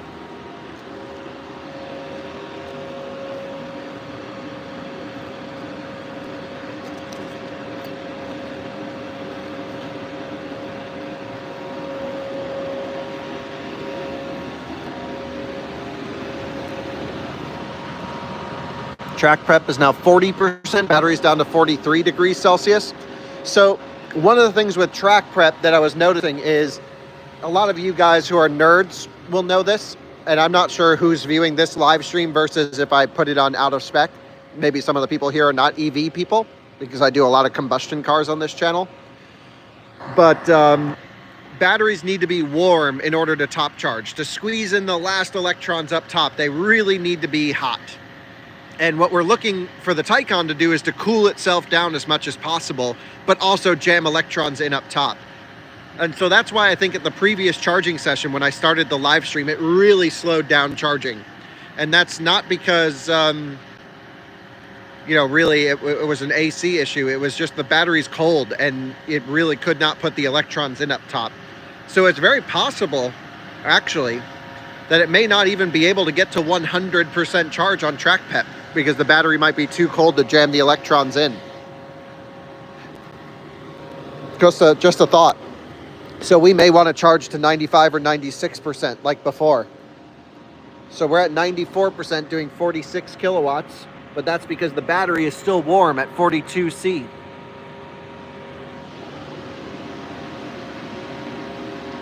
So then I wonder what happens if it reaches 100% charge before track prep is done. Like, what if track prep only can get the battery down to 30 C by the time we reach 100? Would it still pull from the charger to run the cooling, or would it shut off and then burn the battery down to cool it continuously? I don't know. It's all up to the decisions on how they tune to this. But these are all good things to know for people doing a track day. What I would have really hope it would do is, let's say we reach 100% charge, before track prep can get the battery temperature down. I would hope it doesn't shut off DC charging, and it can just pull the power for the AC system from the charger, so you can leave as much energy as possible in the battery pack. The question is, can it maintain enough power? I think 5 amps minimum on DC at high voltage. That's still not an insignificant amount of power. Can it pull that power to maintain the DC session? Don't know.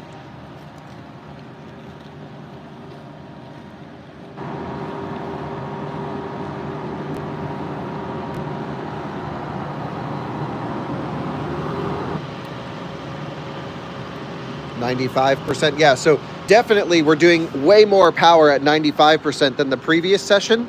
And that's just because the battery is a lot warmer. So my theory on the temperature determining the charging speed, not track prep limiting the charging speed, is correct. If the battery gets too cold, it will limit your DC performance. So that's the interesting thing with track prep that I didn't realize. It doesn't slow down the charging power at all throughout your charging session. It just runs cooling at maximum. I didn't expect that at all. So that's interesting. And it definitely overclocks the cooling. When track prep kicked on at 65%, fans went hard.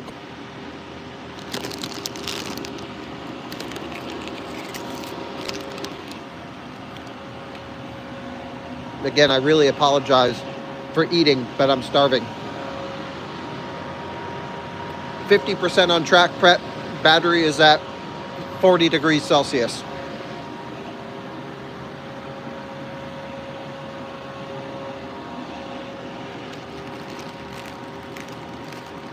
Should we go see if all the chargers are working and online?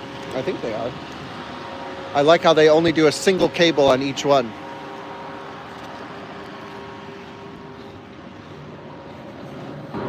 Let's take a look. Yeah, all good.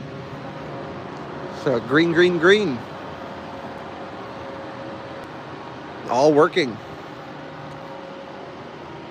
Okay. Nope, that one's blue.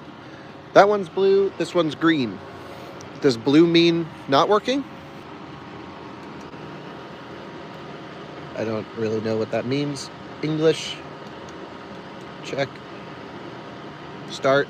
Unavailable. Oh, this one's dead. Okay. So we have one down. Or reserved. I don't think you can reserve them. And this one? Working. Okay. So that one's blue. Mine is blue because I'm using it.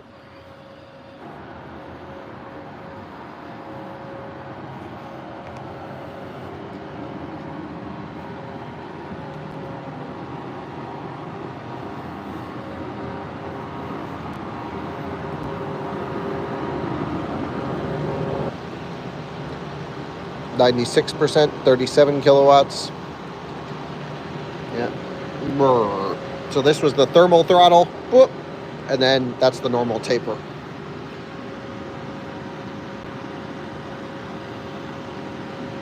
You think maybe the bad contact, like maybe it doesn't know the cable's in on the charger? We could try that.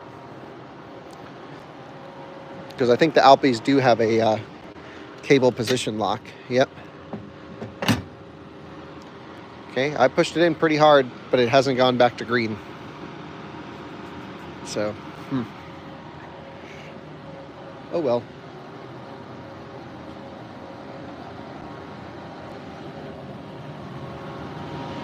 $39 kilowatts now.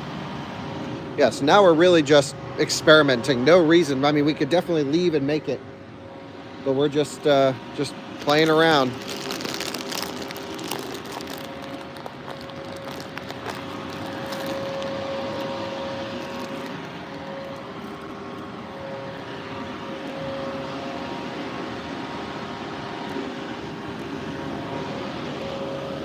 right, let's hop in the buckets. 60% now here, 37 degrees. So you can see that's the window that it's trying to get the battery pack to. And certainly it's warm enough to still charge pretty well up top, 37 degrees Celsius. I mean, that's still cooling down quite a bit during a charging session, so that's definitely impressive. Anyway, let's go here and let's put in the hotel that I'm staying at and see what it says. Lindner Congress Motorsport Hotel. Great. And it says 120 kilometers. We'll get there at 57%. So we can easily make it. And there's 22 kilowatt charging in the garage, assuming it's open. What else? This one. There we go.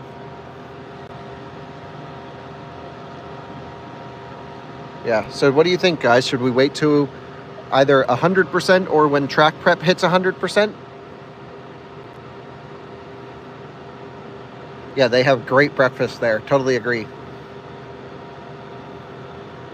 Yeah, track prep really is, it's trying, but it's going slow. I mean, it's got to cool down 100 kilowatt hours worth of thermal mass, 105 gross, right? That's a big ass battery. So this would be my only request for Taycan, would just be, yeah, better thermals. Certainly it's you get a lot when you really cool down the battery and chill it. But once it gets warm, it takes a while for it to come back down. You wouldn't wait? Yeah, but I feel like this is the one time we would test it. And I feel like there's one guy who's going to buy a Turbo GT and track test it and want to know what the heck is going to happen here. So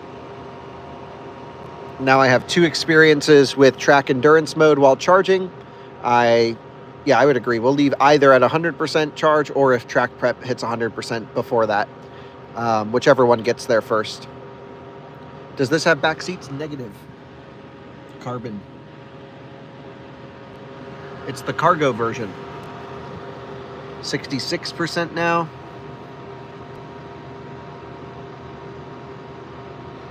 Yeah, I would really like a bigger display. This is not enough screen size for me.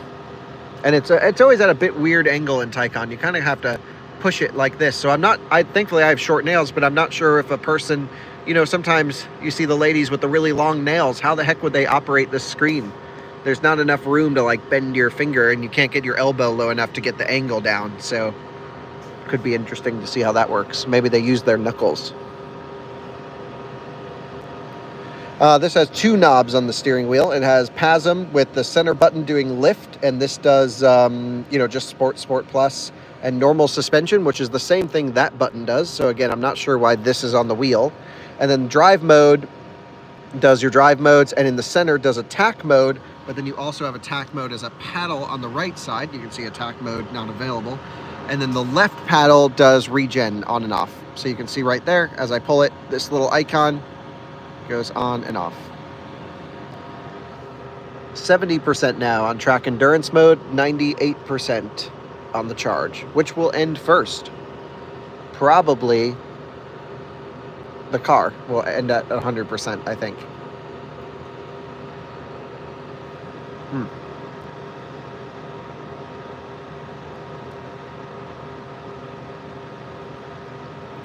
We can put helmets back there where the back seats were, but is it padded enough? I can show you. I don't think you're fitting helmets back here unless there's a spot for them I'm not noticing. So you have this little clip-in storage cubby, and you can see I have conveniently an Apple Watch charger because I left mine, and then I left it in the car and forgot to charge my watch. So this is my Apple Watch cargo. And so that goes there. And then in the trunk, you can see they blanked out do they have USB ports? Yeah, they got rid of the USB-C ports here, and the screen and everything's got a blank. And then back here, the trunk is not powered at all. There's no sound deadening. It's all just, no trunk, anything. It's just metal back here. But then the floor also comes up. So this is the load floor, which the normal car doesn't have this hump, if I remember correctly. So it's got this load floor hump situation. hard to see it at night. There we go. Yeah, you won't be getting one of these in an Uber.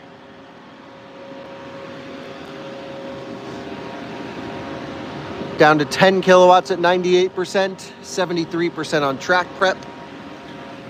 Ripping cooling. I mean, the amount of air that it's exchanging is crazy, and it's very warm. And it's from about here to here is all the air coming out.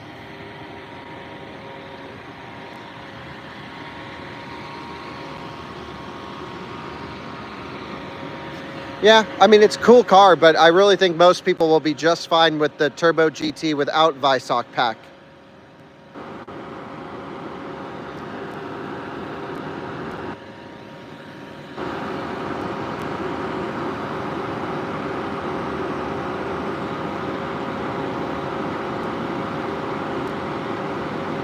Buy old Taycan turned into a GT equivalent. Yeah, sure. It's not that hard. It just has like the extra front splitter stuff here, which this might even be an optional extra on the standard car. I don't know. It kind of looks like the off-road design pack, but it's obviously not that. And it's got a wing, and you know, just strip out the interior sound protection and you're pretty close. And for me, I would take, I don't know, if you did a Turbo GT, I really just don't think the wing is my style. I'd like it to fly under the radar. It certainly gets a lot of attention. And the trunk's open. Look at that. Whoops. Didn't push it hard enough. There we go. I was like, that was a bad panel gap, but that's on me for not closing it. Yep, route planner is the same as the other Taycans. 98%, 14 kilowatts. Battery's cooling down now to 31 degrees Celsius. Yeah, waiting for this track prep, and when you're on a road trip, it's not worth it. This is only in between track sessions if you just leave the car and walk away. It's the cooling power I wish was more.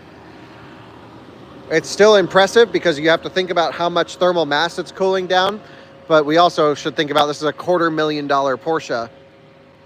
Yeah. Am I still getting a Taycan? I'm sure one day, yes, but no plans at the moment. I thought, yes, certainly I would think about getting the last generation Taycan, but then of course I heard the new one was coming out. Now that I've experienced the new one, I don't want the old one. And to be honest, I've done every video I need to do with this car. If I had a business case to get one, maybe I could stretch it, but you know, I just spec'd one out that I want. It's well over $200,000. It's not cheap. And for that kind of money, think about how many Nissan Leafs I can buy. Or think about the cool GT3 I could buy. And so I'm definitely leaning in that direction, which is enthusiast sports car, 3 pedals, starting with a G, in the middle would be a T, and at the end would be a 3. So just waiting for 911 refresh, because that I don't mind spending money on. That's like going to hold its value, should be cool. You know, definitely looking forward to that type of thing. This, you just know this thing is going to tank in value. And so it's not so much about paying for the car, it's paying for the depreciation. 99% charge, track prep up to 83% now. It's really cooking because it's got low charging power coming in. So it's just sitting there running the cooling loops. No, I haven't heard any rumors about the new Taycan GTS. Looking forward to it. I think I'm going to get you guys hooked back up on the phone mount since we're at 99%. But I'll show you the stats before we do that. Okay, key not recognized. Go away. What are you doing? Okay, 29C, 99%, 10 kilowatts, 28C, 83%. So we've cooled down. We're almost in the region it wants to be. And I'm going to get you guys hooked up on the mount here. So just hang tight. Hang tight as I accidentally end it. Okay.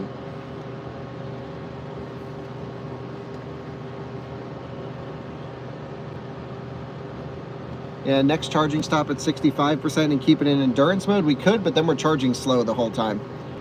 And I can make it to my hotel on this charge. And the last bit is all back roads over to the Nürburgring. So I see no real need to do that. Okay, it might drop out the feed again, or at least get bouncy as I lock you guys back in, kind of how I had you. See if I can remember how I did this. Basically, I jam you guys under a sweatshirt, or a sweatshirt under you, so that you don't get a huge amount of shake if we hit a bump or something. Okay. Okay, great. And hopefully the audio's okay, and it seems like camera should be pretty locked in as well. I've got you guys jammed.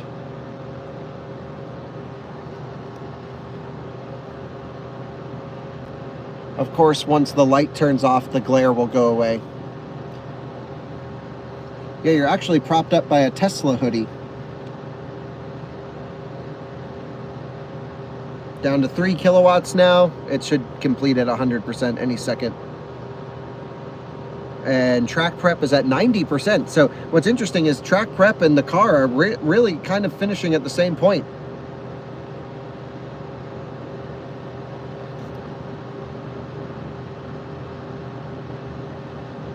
Yeah, the charging lounge has been kind of empty, hasn't it? 3.3 kilowatts charging. Yeah, it's 1 in the morning. No one's coming in a Porsche through here, I don't think. So now it's doing 5.7 kilowatts. Anyway, we're so close to full, and we're so close to this thing being in the region. It's at 26C. I'm going to let it drop to 25, and then we'll go. 91%, 92%, 93 on the track prep. So just went 90, 91, 92, 93, like that. That was awesome. So it seems to be like every temperature degree gets it one step closer. But it's still at 26C. So we'll give it a second. I'll get you guys flipped around so we can get up and get moving as soon as we're ready. 25C, but the percentage didn't go up. That's weird.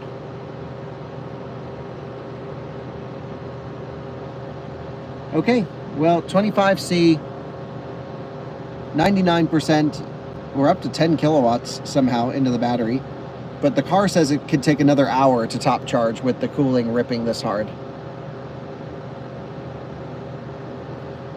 So let's go. No, I'm not sad about Q8 e-tron going away. I don't know why you would buy it when Q6 e-tron's coming, and Q6 seems so much better.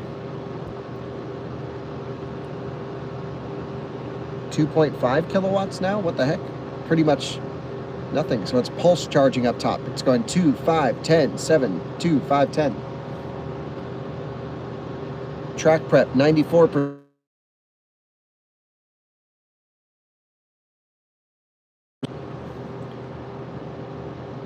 %, track prep. Well, we're so close. Let's let it hit 100 somewhere.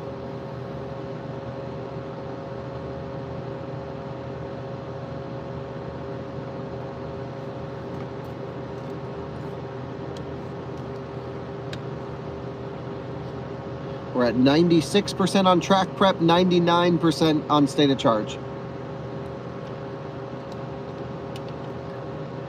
Cooling fans still going. Surprisingly, so it's 1 in the morning right now, and it says in 49 minutes at 1:48, now 48 minutes because it just turned 1. So 48 minutes is how long it's going to take for this thing to complete at 100, but I don't see that even being possible. Because at 10 kilowatts, that would be a lot of power. A lot of energy. Now the battery's down to 24 degrees Celsius, getting chilly.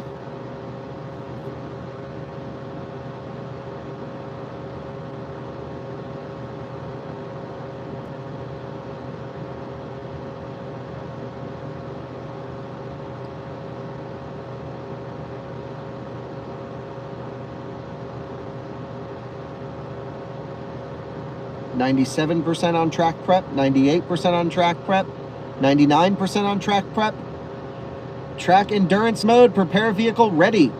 24 degrees Celsius. So that's how long it took. That was worst case scenario. We came in, overheated the battery on the session, and track prep is officially ready. Okay. And interestingly, the time for completion did not go down. So that's just a wrong calculation. Don't know what's up with that. Let me unplug and then we'll hit the road. 39 minutes. Let's roll.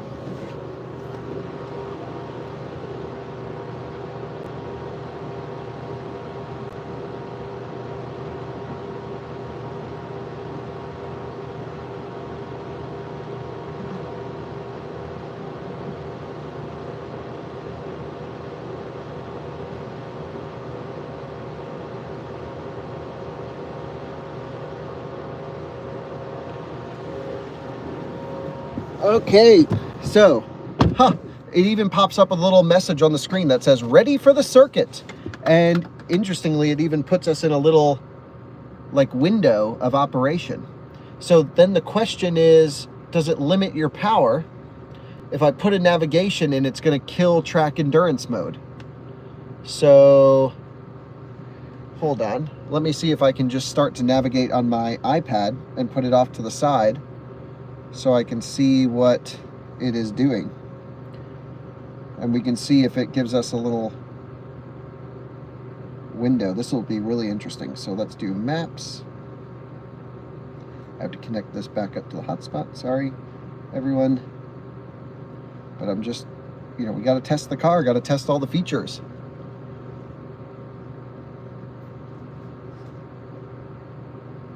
So it's interesting. It wants like a cooling range of anywhere between frozen and 24 degrees Celsius, it seems. And it gives you a little window as to where it wants to be for track prep, which is pretty cool. And unfortunately, I have one of those like camera hiding stickers over my camera because I was in a secret thing filming, so they covered up all my cameras. So I got to peel this off on the iPad. 1 second. Whenever you go into like engineering centers or vehicle showcases, they always put these stupid stickers that cover your camera. So what I'm going to do is take a picture of this, and then I'm going to be able to show you guys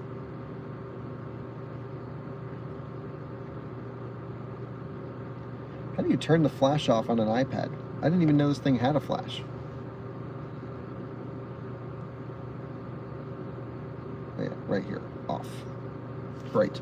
So now, just to show you guys what I'm looking at, hopefully you can see, let me pull this up. This, you can see it says ready for the circuit, and it's all backwards, I think, but yeah, ready for the circuit, and it gives you that little blue window on this side right over here. So it gives you like this temperature region that it wants to be in for track prep. So now that I have that all set, I'm going to see what happens when I start driving. So I'm going to navigate to the Congress, Nürburgring, Lindner Hotel, Nürburgring Congress. Okay, 74 miles. Head north on Lily Grand. All right. Oh, this is actually, I already have it in the Taycan. What? So it's only if it thinks it needs to stop at a charger, not even if it... I'm all confused, but I think I got it. If you have a navigation address put in that says you're going to stop at a charging station, it needs to precondition, track prep shuts off. But if you have a navigation in this system that it doesn't think you need to stop at a charger, it keeps track prep on, and it's still running even though we've unplugged. So we're already down to 21 degrees Celsius battery pack temperature. So cool, I'm going to keep it on then. Track endurance mode, which we're in. It says charge port open. Oh no. Did I forget to close the charge port? Come on, Kyle.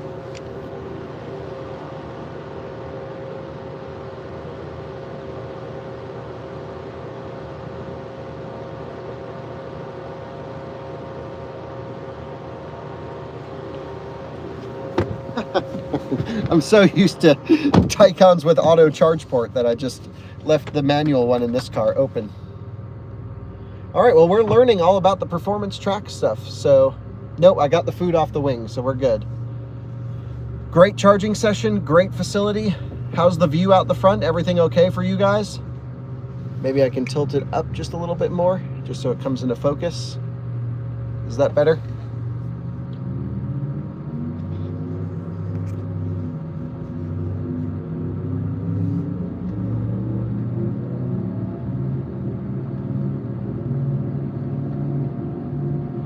Okay, does attack mode work still? Okay, even in track endurance mode? So maybe track endurance mode keeps the cooling going the whole time. So maybe this is the way to drive on the Autobahn. Turn off the charging planner so that you have no risk of a charging stop coming in. This might be the trick. We're gonna find out.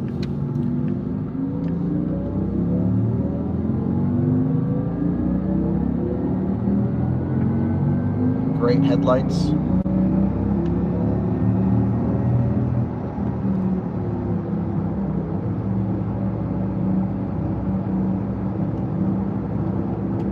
Battery's now down to 20C, so it's keeping itself cooling. And we want to go to Koblenz, which is this way. Okay.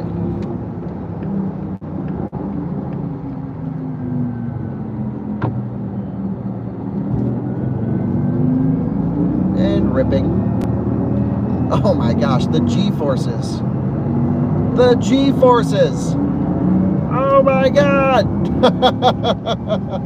That's insane. Just upshifted to second gear, still in Sport Plus.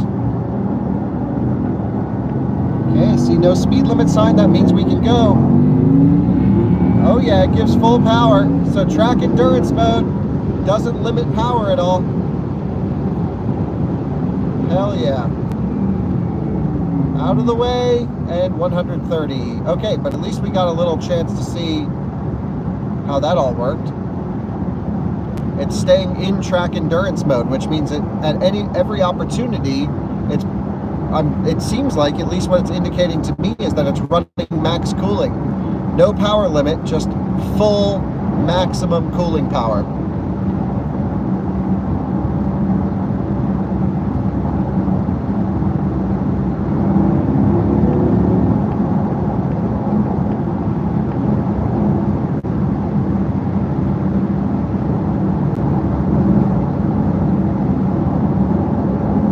And again, just for those of you who are joining, I'm not going to be looking at the chat very much while driving, so just bear with me. I see in the corner of my eye the messages pop in, which indicates that we're still connected. So, feel free to chat away.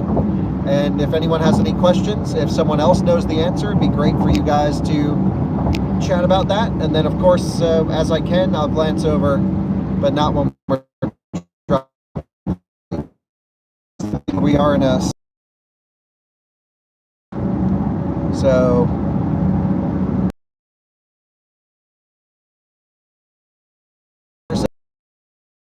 and navigation's going, so things are good.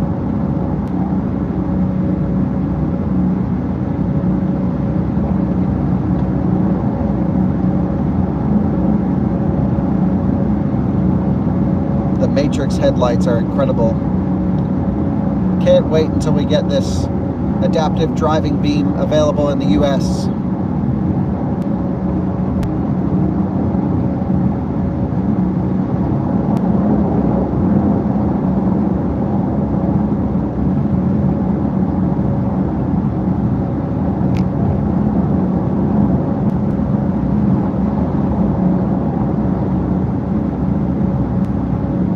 Okay, hopefully, maybe after the service center, the speed limits will go away. So 2 kilometers, just a guess. Nope, looks like construction zones on those signs way up in the distance.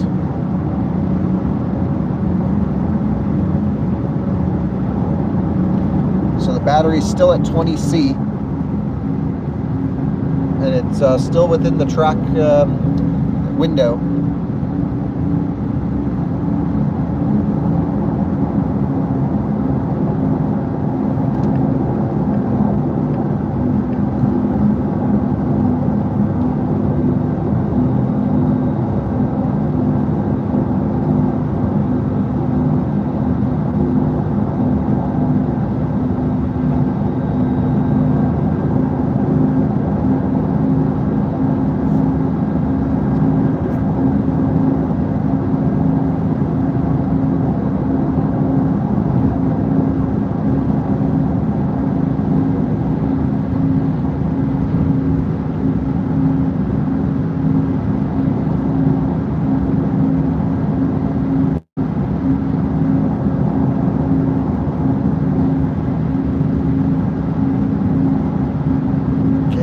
will we get the de-restricted section.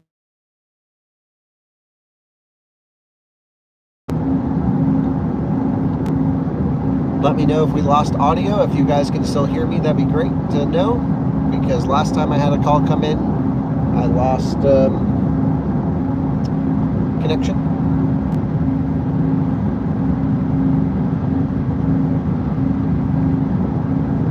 Yep, we can hear you. Great.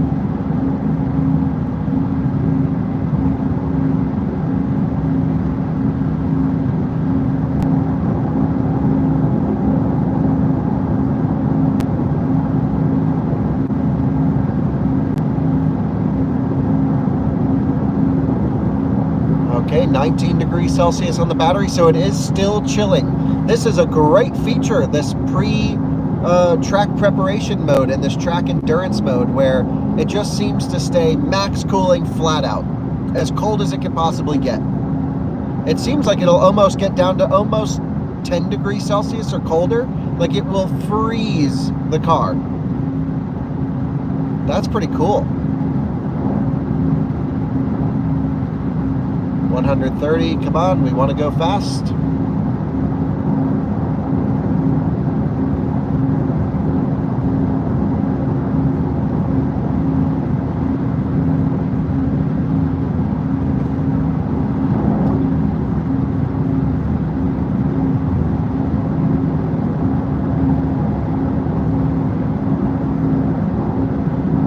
The car's pretty loud in general just because it's the Visoc pack.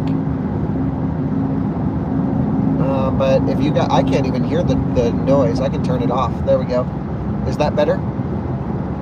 Honestly, I didn't even notice it. So now this is with the fake sounds off.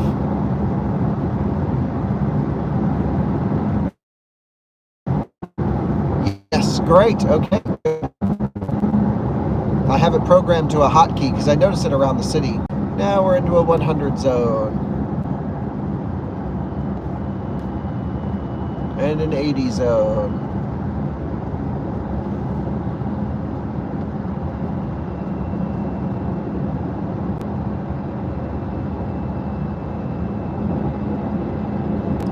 And a 60 zone.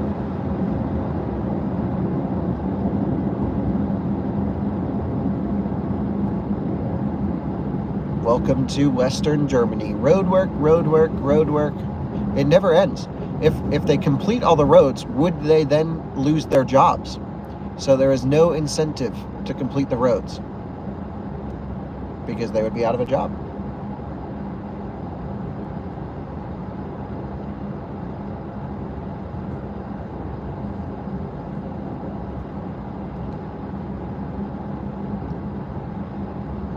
The windshield is fogging up a bit.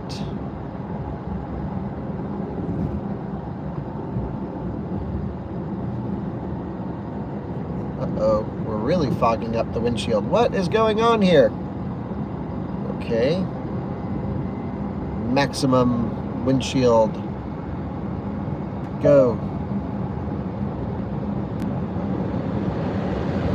I can't see anything. Why is this happening? What the heck? Okay, getting better. Defogging. All right. Now we're good. I think maybe the maximum cooling for the battery pack is messing a little bit with the thermal systems on this one.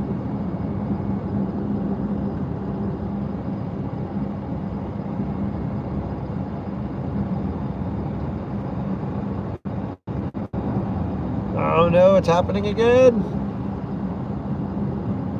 Okay, so I have it on the windshield and the vent is not blocked by the sweatshirt like I thought. And AC is on, but it might be, you know, running AC mostly to the battery pack for the chilling. Now it's down to 18 degrees Celsius. So maybe I should hit AC max. Fast air cleaning circulation activated. All right, that seems to be doing a great job.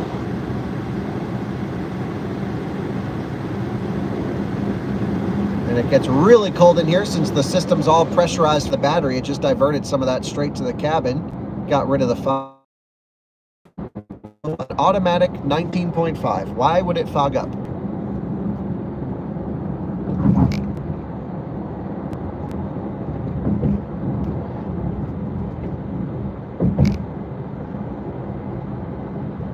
Well, it also got pretty cold outside. It's dropped to 14 Celsius now outside.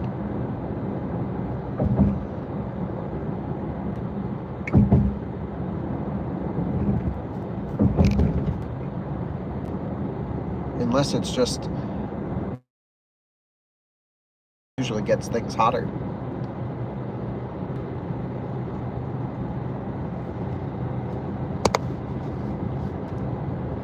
Did I hear about Trump? No. What happened? I've heard someone in the comments say he was getting shot at. Is he alive? Did he actually get hit?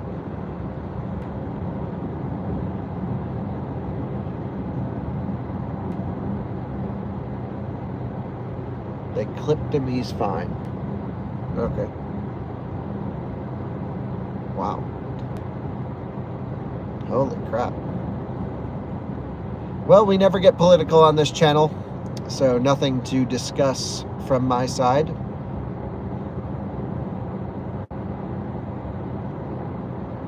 I'm also not a political person. So I've been watching the debates and stuff, been listening to the press conferences and all that terrible stuff, to be honest, but all I can say is not something I would comment on.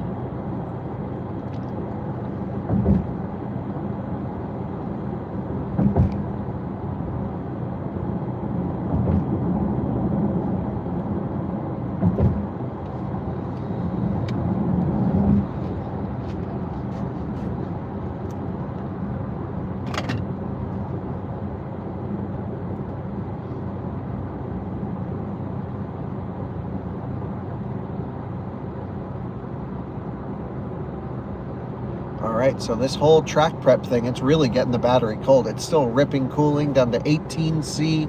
Looks like it's about to dip to maybe even 17. That's cold. That is basically ambient and even sub-ambient, depending on some conditions. So that's pretty chilly. Yeah, so I guess track prep in theory could get the battery so cold it could not output full power, but then it'll heat up quick enough to give you full power. And the whole point of this is endurance track mode, which means if you get too cold and you limit a little bit of power early on, that's probably not a big deal. But like track attack mode is still available. And what's kind of cool is when you turn off the sound, the attack mode sound goes off. So for example, if I put the sound on, now you'll hear the motor noise, fake one, and I pull the attack pedal, makes this noise.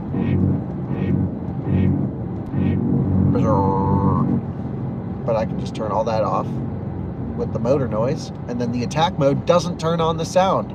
Nice job, Porsche, for letting us keep an electric car silent. They don't force the sound on you. That's great.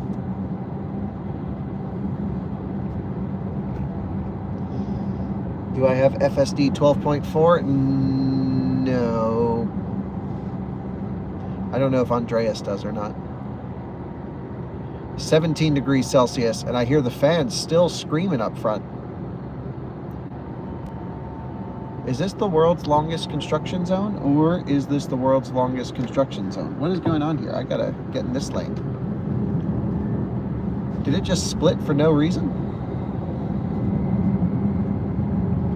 What? Maybe I missed the signage.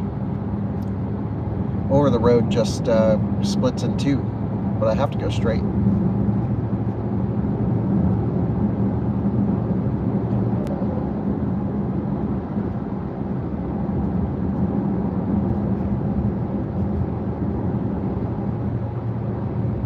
Yeah, I actually think we could have stayed in that lane, and we would have stayed straight, because they come back together.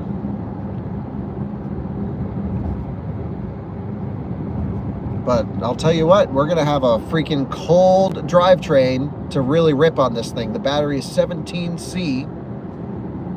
So we have a lot of thermal headroom above us to get this thing to boogie. And I see the end of the speed limits up ahead. Come on.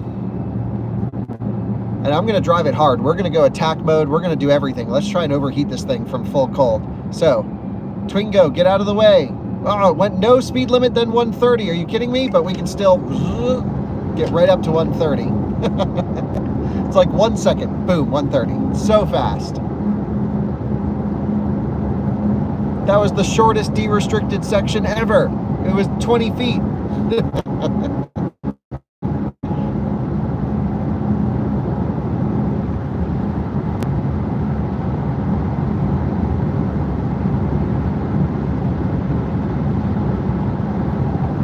And now we have another construction zone, or does it just go to 2 lanes? Let's just hope not construction.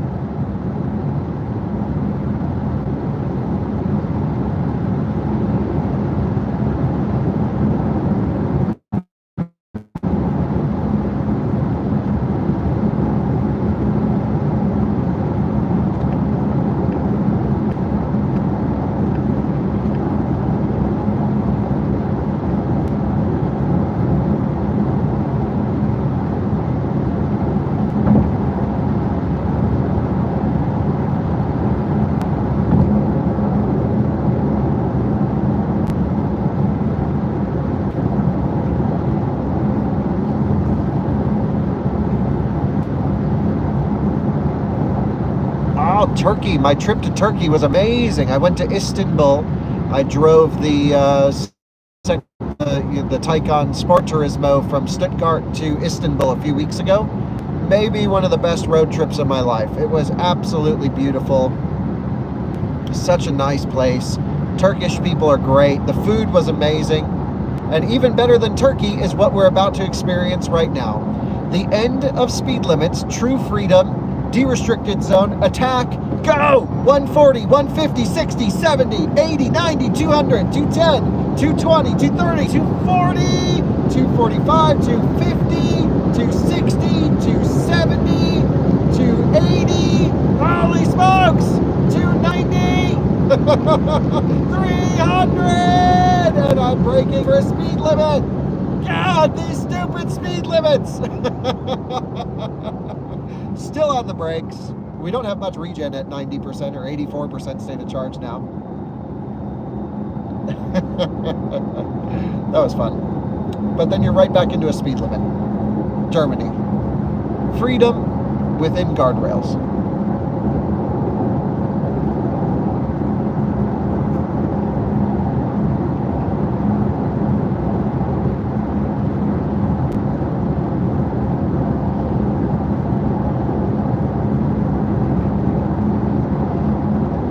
This one doesn't have the adaptive cruise control.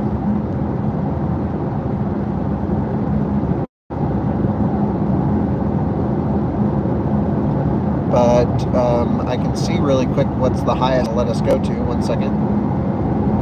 I think we're back in a de-restricted section. This one lets me set it to 240 kph. Good news. De-restricted. Full send. 200, 220, 240 in a corner, so we'll take it a little bit easy. 240 through the corner still.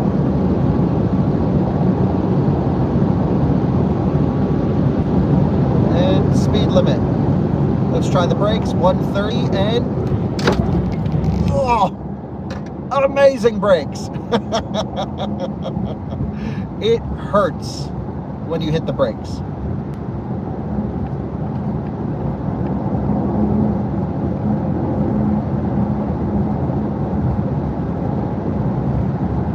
Batteries come up to 23 degrees Celsius.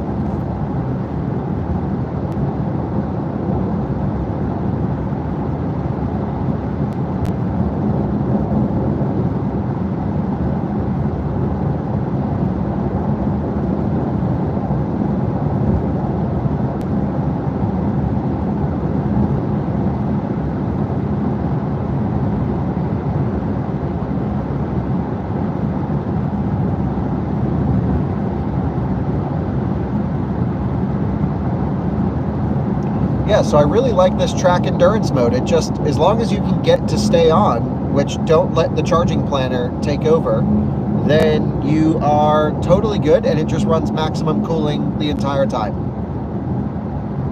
Such a good idea.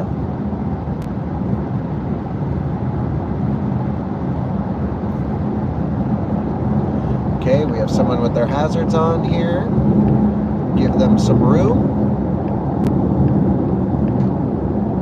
Okay, everything looks all right. Not sure what's going on there.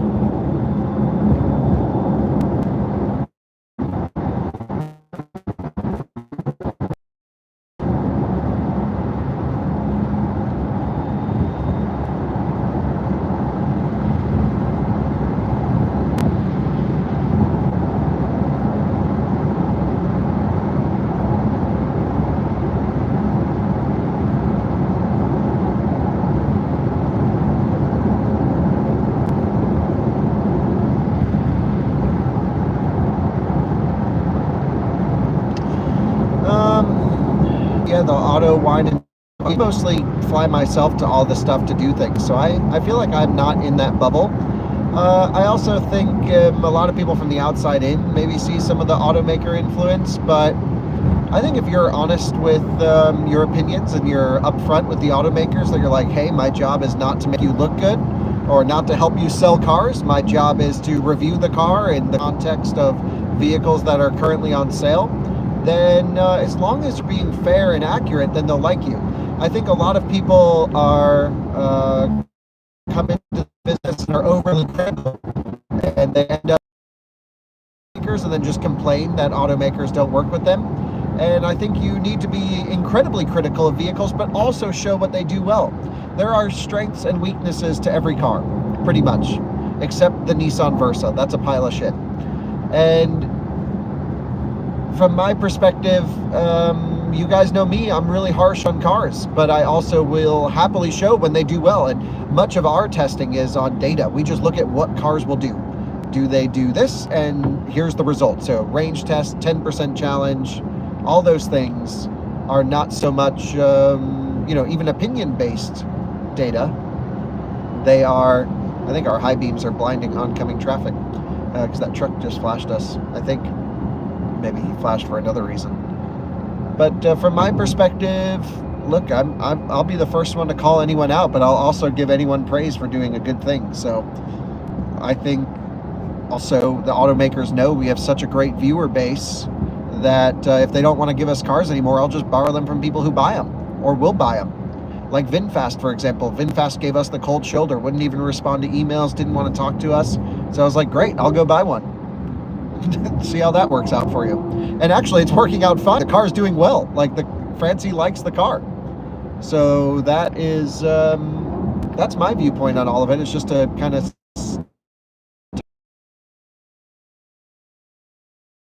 people that work for Out of Spec and, of course, people that were around, which is like, our job is not to sell cars.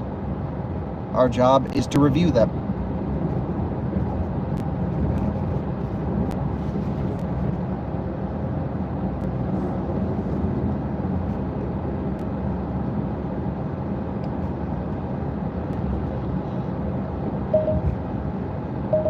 I am driving in the middle of the lane. Why are you yelling at me? If you cared that much, you would take over steering and option yourself with InnoDrive. Active lane keeping. Yeah, we started the drive in Stuttgart. We charged in Bingen, and then we're off to the Nürburgring.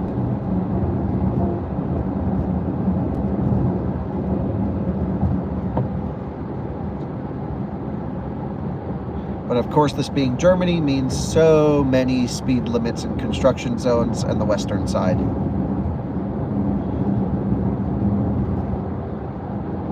I once drove this route from the Nürburgring to the Munich airport, and I had like 3 hours, maybe 3 and a bit. And I was driving I don't even remember what I was driving, some combustion car, and had to absolutely send it to make a flight because I woke up late in Nürburgring and was like, oh shit, I gotta make this flight. And Alyssa was with me, and we just went full absolute blast to the Munich airport. It was awesome. No speed limits pretty much the entire way. Super early in the morning. And now there's construction zones everywhere. Oh, we'll be driving right past your house. Nice. I'll come in for a beer.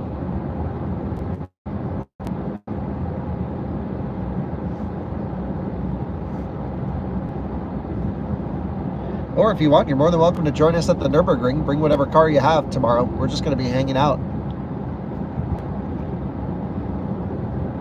We've got Model 3 Performance, Lucid, this one. Bunch of fun times.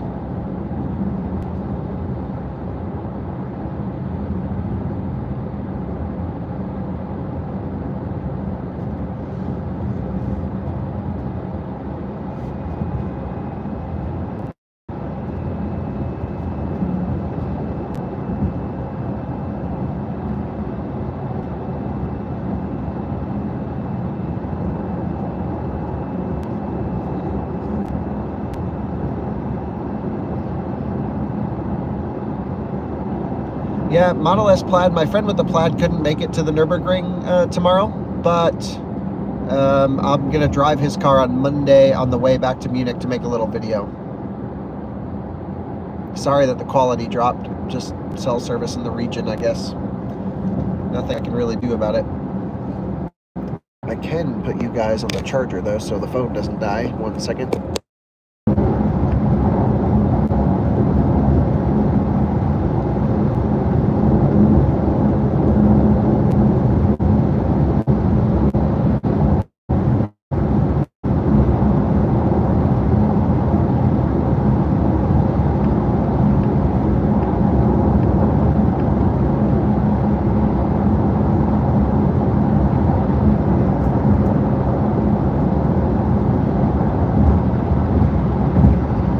Back, hopefully so. I don't know. Sorry for it cutting out there.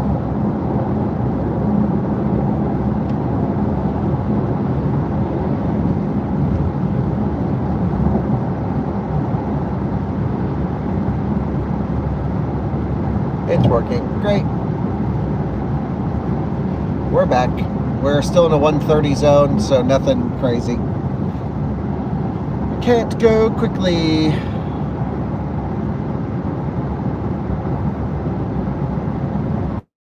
We just need the good old freedom sign to come by so we can open this thing up. Because right now we've been running the cooling systems for no real need at the moment in this track preparation mode. No, I already charged in Bingen, so we're on the other side of Bingen. I am near Udenhausen.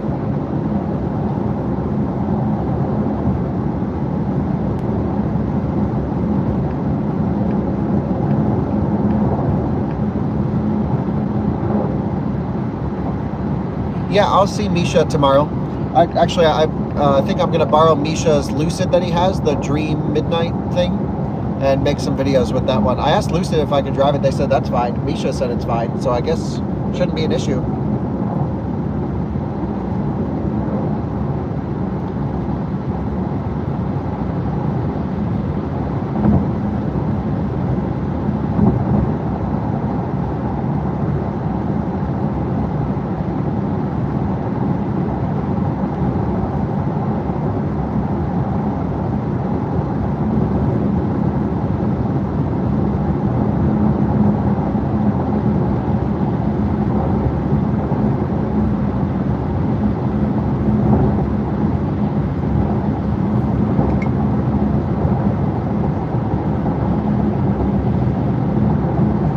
The 500e coming to America seems expensive.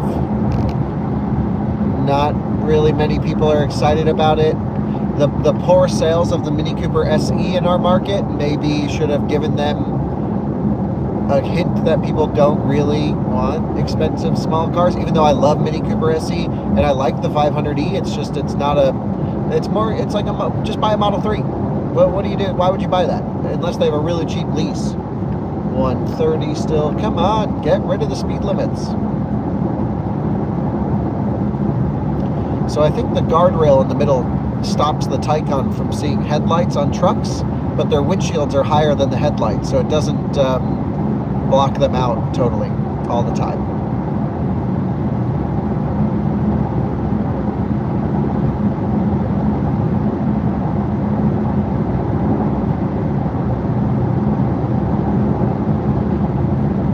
Yeah, on the way to Koblenz, but we're going to go off to the Nürburgring.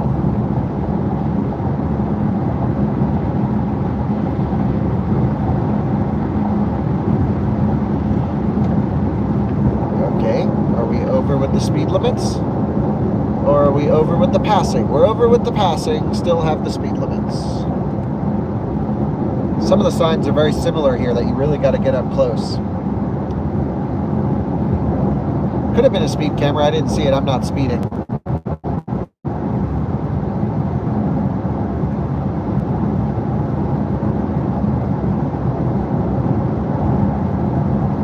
Oh, bummer. Not going by your house.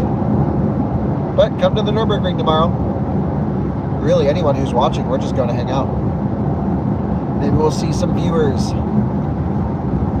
That would be so fun.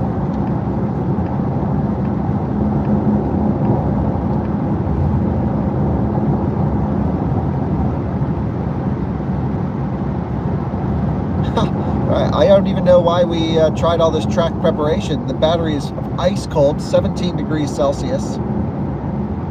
I guess it's interesting to know its target temperature, so it likes 17. It'll just sit there all day. The fans are still ripping.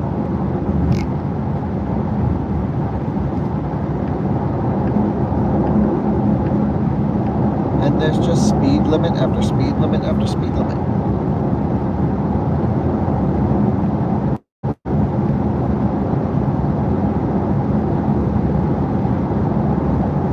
Our matrix light's doing a really good job around this Volvo. It lights up the trees on the right, but the Volvo does not get dazzled by us. So that's the end of the rain speed limit, but we still have the normal speed limit.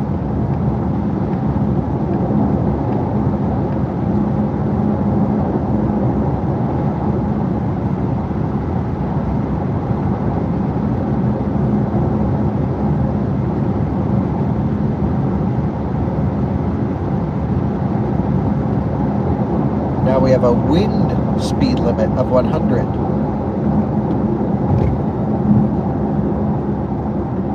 Because we're going to be crossing the river.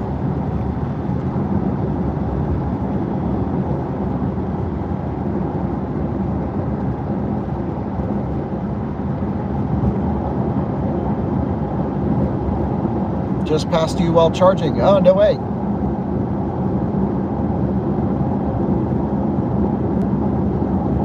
What are you doing driving at 2 in the morning?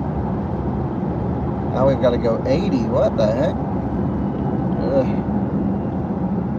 They're worried the wing on the Weissach pack will take us away if the wind gets up underneath us.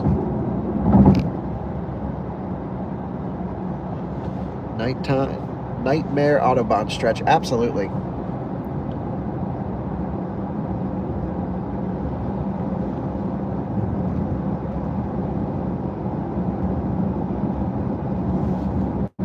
So normally it's 100 kph for wind and then 80 for the construction, I guess. Ugh, so frustrating. I want to go overheat the Taycan, but we can't. End song. Okay, we can do an 80 to 130. You guys ready? Attack mode. 3, 2, 1. 8, 9, 10. The speed limit doesn't even. The speedometer can't keep up.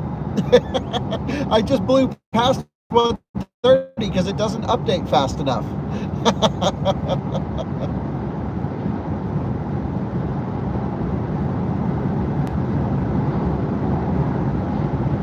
It was like 112, 140. I'm like, oh my God.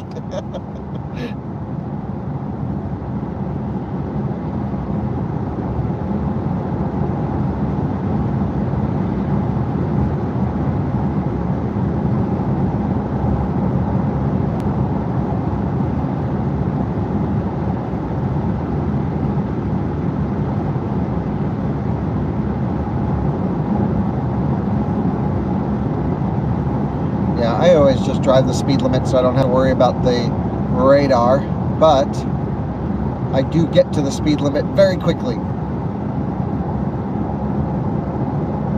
Okay, we want some wide open stretches here. Come on. We're about 30 minutes away from the hotel.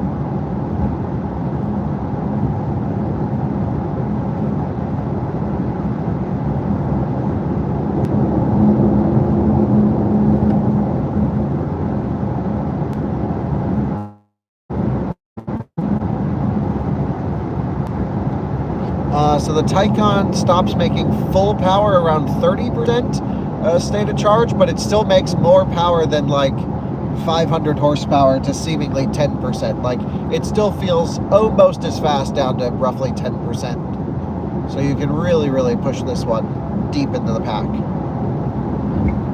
But it shuts off attack mode at 29% or so.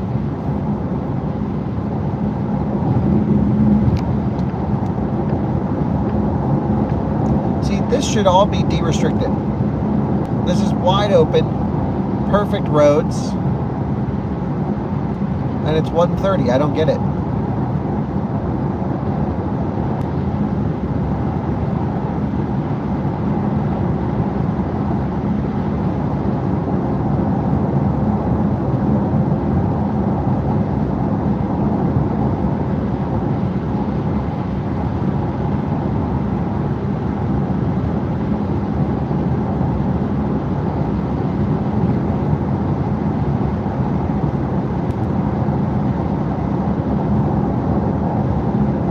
Now we've split. Will we get de-restricted now? Will we get de-restricted?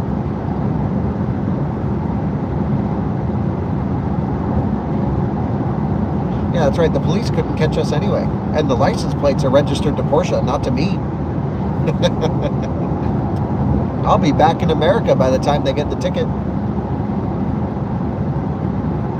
Nope, still 1:30. Gosh. Lame. Lame, lame, lame, lame, lame.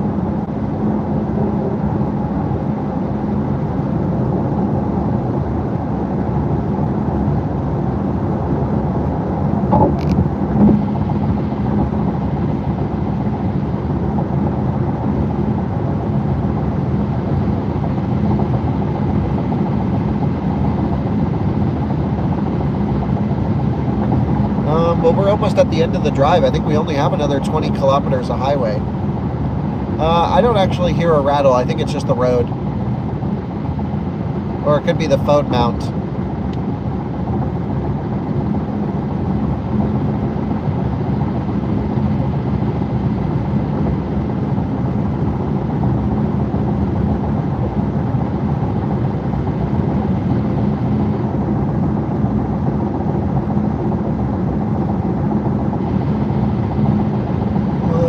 No, actually, the battery's down to 16 degrees Celsius. It just keeps getting colder.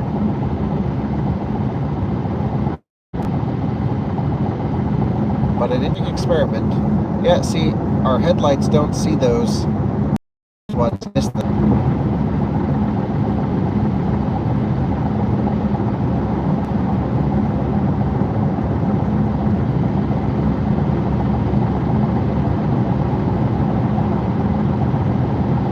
Yeah, no, they said this car was a two-seater, but I'm seeing a lot more people in here.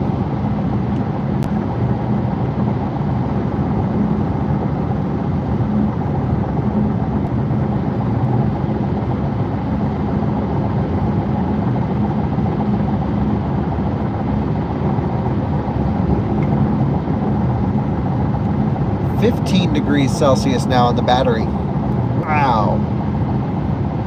So maybe the 17 wasn't accurate. The number that I gave you before, it's just running full cooling. Yeah, passed by a Passat, but I don't want to go crazy. I mean, I'm already going a couple Ks over.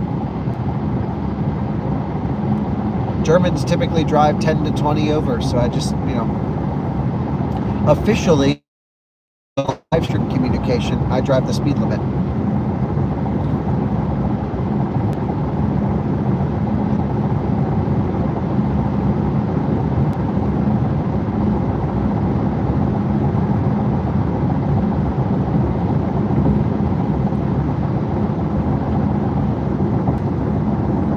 smell something burning, maybe like an old car or oil. Maybe it could be this car here. This, what is that, an old Skoda? Burning something maybe. Sorry, truck. Yeah, so you just can't use matrix headlights when you have guardrail in this car, because they don't notice the marker lights on top of trucks.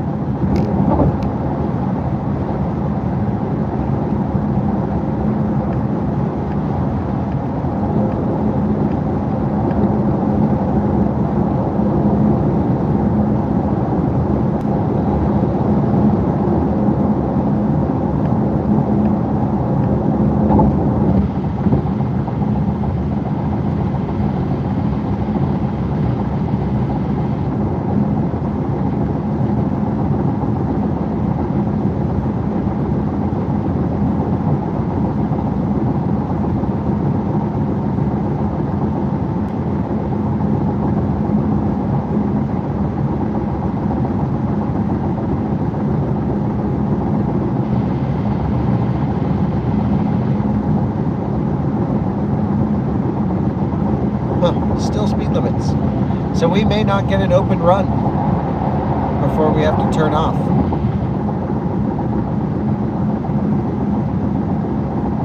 Okay, so the Matrix sees this truck on the left just fine.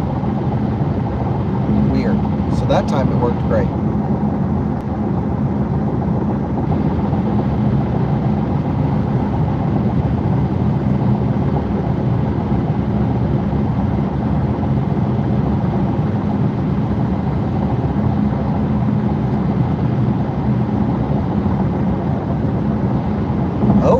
Oh, is this it?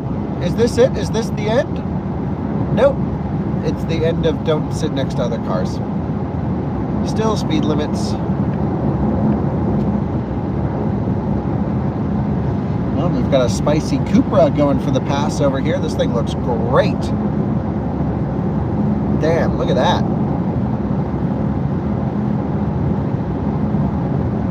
Lowered from Munich. So they're out for a real drive. Hell yeah. The guys in the Cupras are always the fastest.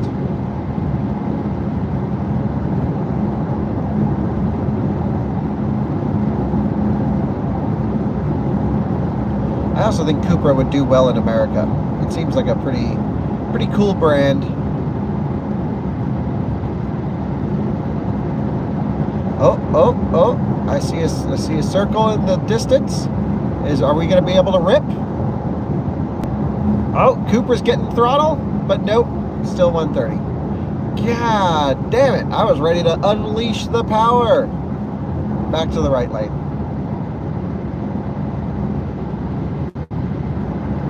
Yeah, it's basically a Volkswagen, but they got some performance-y stuff and great design.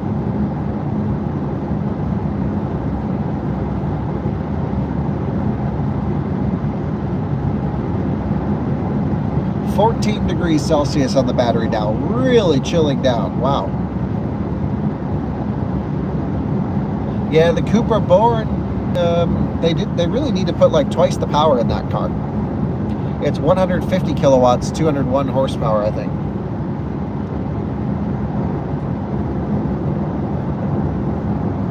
Yeah, the Cupra is pretty awesome. Like the RS3 engine. You missed the plaid content? Oh, okay, you seem to be the only one asking for it. I have the car still, but there's not much to say about it other than it just feels like it's falling apart still.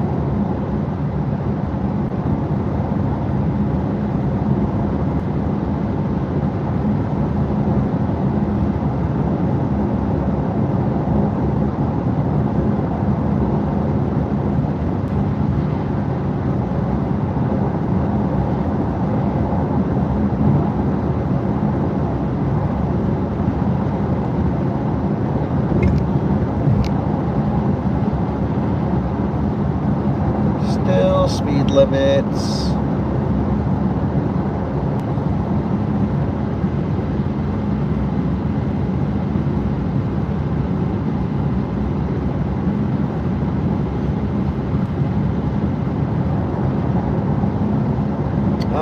just about to exit to the Nürburgring. And it's just 1:30 the whole way through here. Normally when I come in from the north side, you get a great, wide open, absolute blasting stretch of the Autobahn. Come down from the Netherlands, right into the backside of the Nürburgring, that's the best. But approaching from this way lane,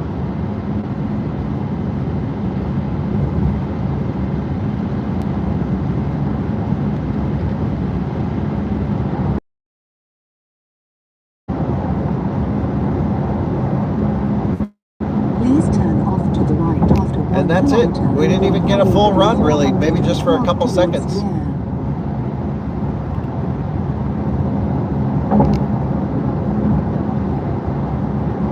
But the battery is officially chilled to sub-ambient.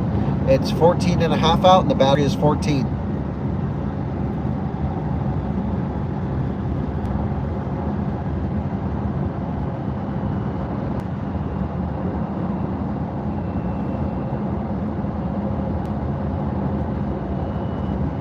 Newborn has 240 kilowatt. Okay. Nice.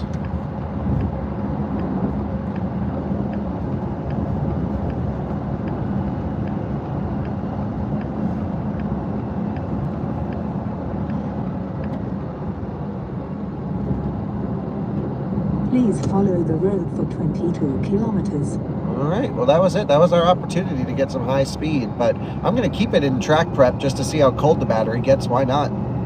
Could be interesting. Track endurance mode automatically engages Sport Plus. But what I can do is I can put the suspension into comfort normal mode. Great. And the one thing I know is on this road there are speed cameras, so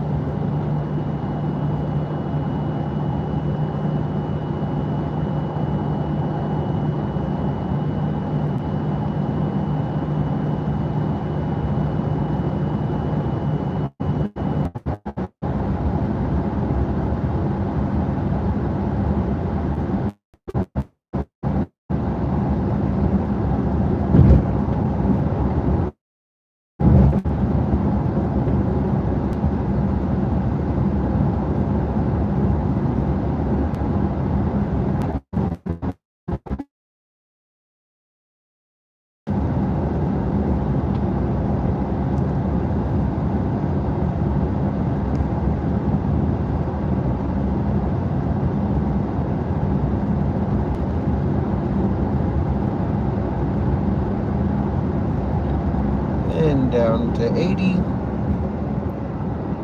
Same no speed limit. It means no speed restriction on this type of road, which is 100 kilometer per hour sort of country speed limit for a B road. So you're just supposed to know these things, apparently. What's nice is that's pretty common around Europe, where you'll see like no speed restriction, but you're supposed to know I'm on a Class B road or Class A.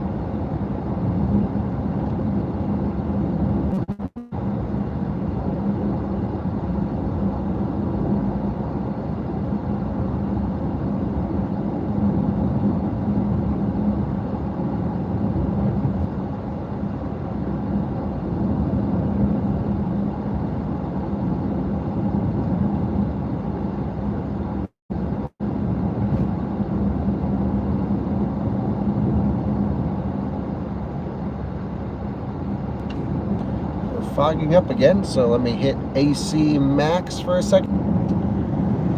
Blow this crap out.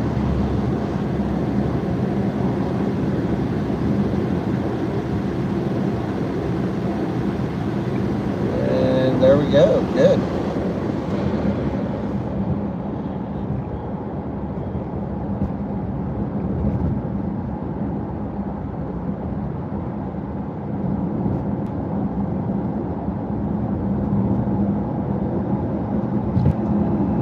There's the speed camera.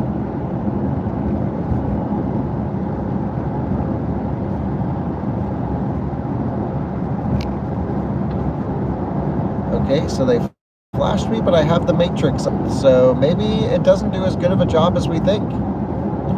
The matrix headlights, huh?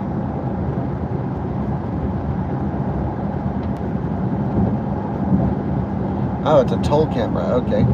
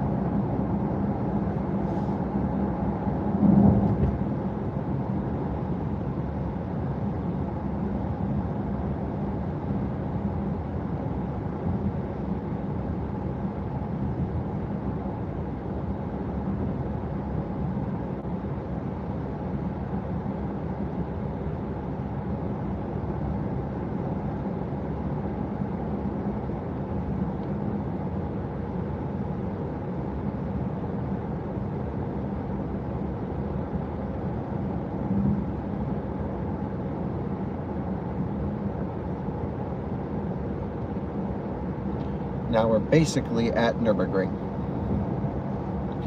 So this is all the best place on the planet.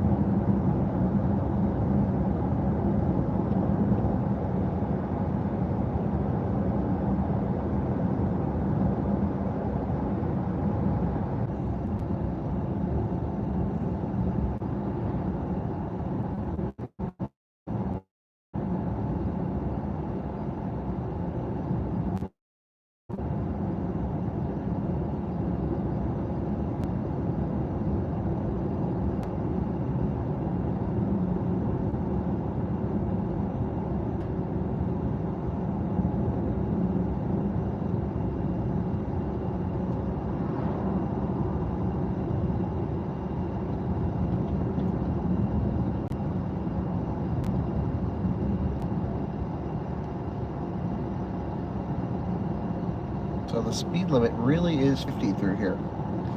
That is pretty crazy. And there's someone behind me, but they won't go for a pass, but... Prepare to turn right. Okay.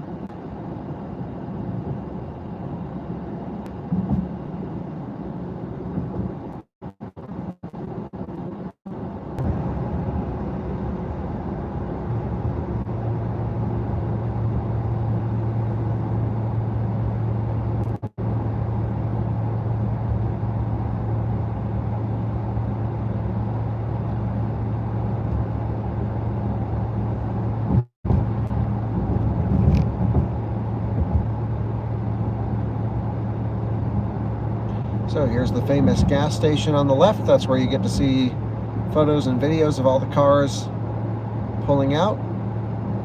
Pretty cool. They put this center divider up here recently. I don't know why. Maybe roadworks. Or maybe to stop people from making U-turns, because they may have had issues. But here's Goodyear's Development Center, Hyundai's Development Center, Aston Martin's Development Center, Mercedes, JLR. They're all over here. Manti Racing, I believe. Yeah, everyone's in there where the technical development centers are.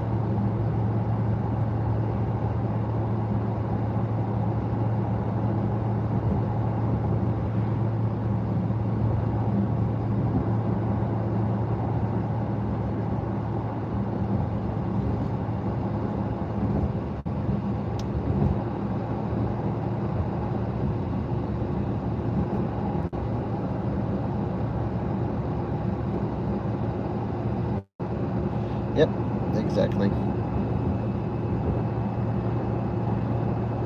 Okay, still fogging up on the windshield occasionally. It comes on so rapidly and then drops.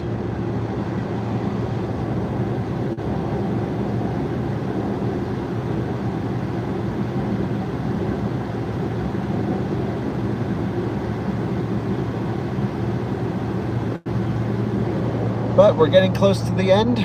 So let's see. After 800 meters, leave the roundabout. Okay, don't need you anymore.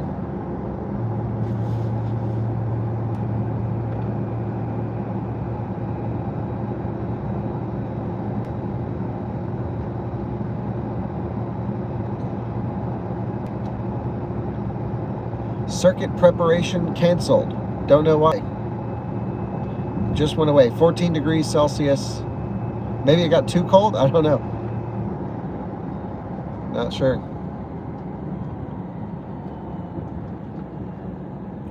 A bunch of people standing over there. Okay. And now we are in the town of Nürburgring. And so the main town is to the right. That's where BMW's development center is. A bunch of people around.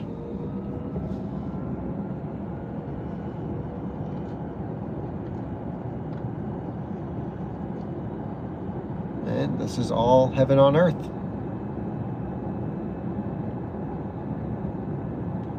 This is sort of all the new buildings over here. Go along with the GP track.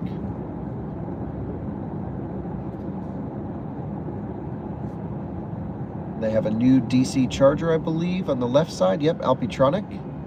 2 of them. One is down. One plug is down, I should say. But there's plenty of charging available. So they have 3 DC ports there, and then the supercharger up on the left.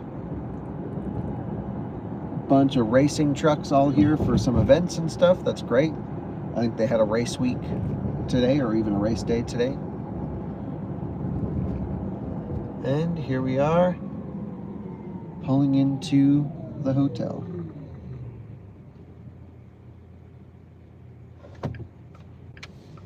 Okay, let's just see if we can squeeze in here. Don't know what these people are doing, but we just have to go this way. Taxi Nuri. They're just having a conversation in the middle of the road. Okay.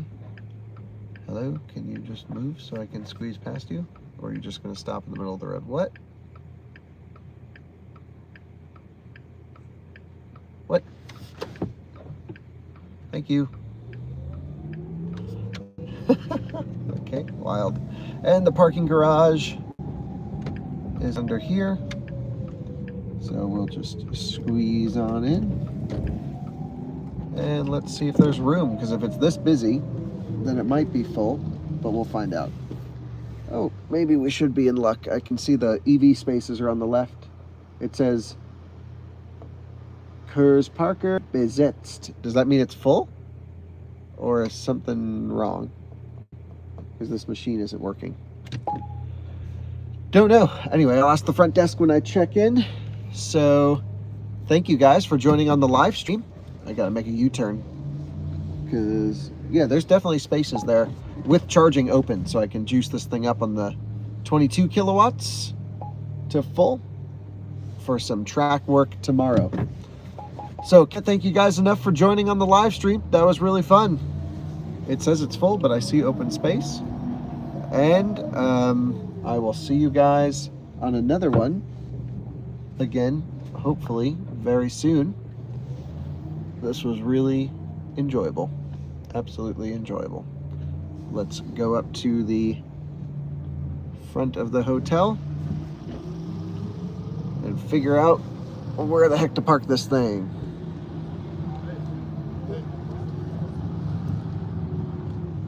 Oh, nice SLS over here too. Sick. All right. Into park. Battery has warmed up to 15C. See you on another one again soon. If you're in the area, come on by.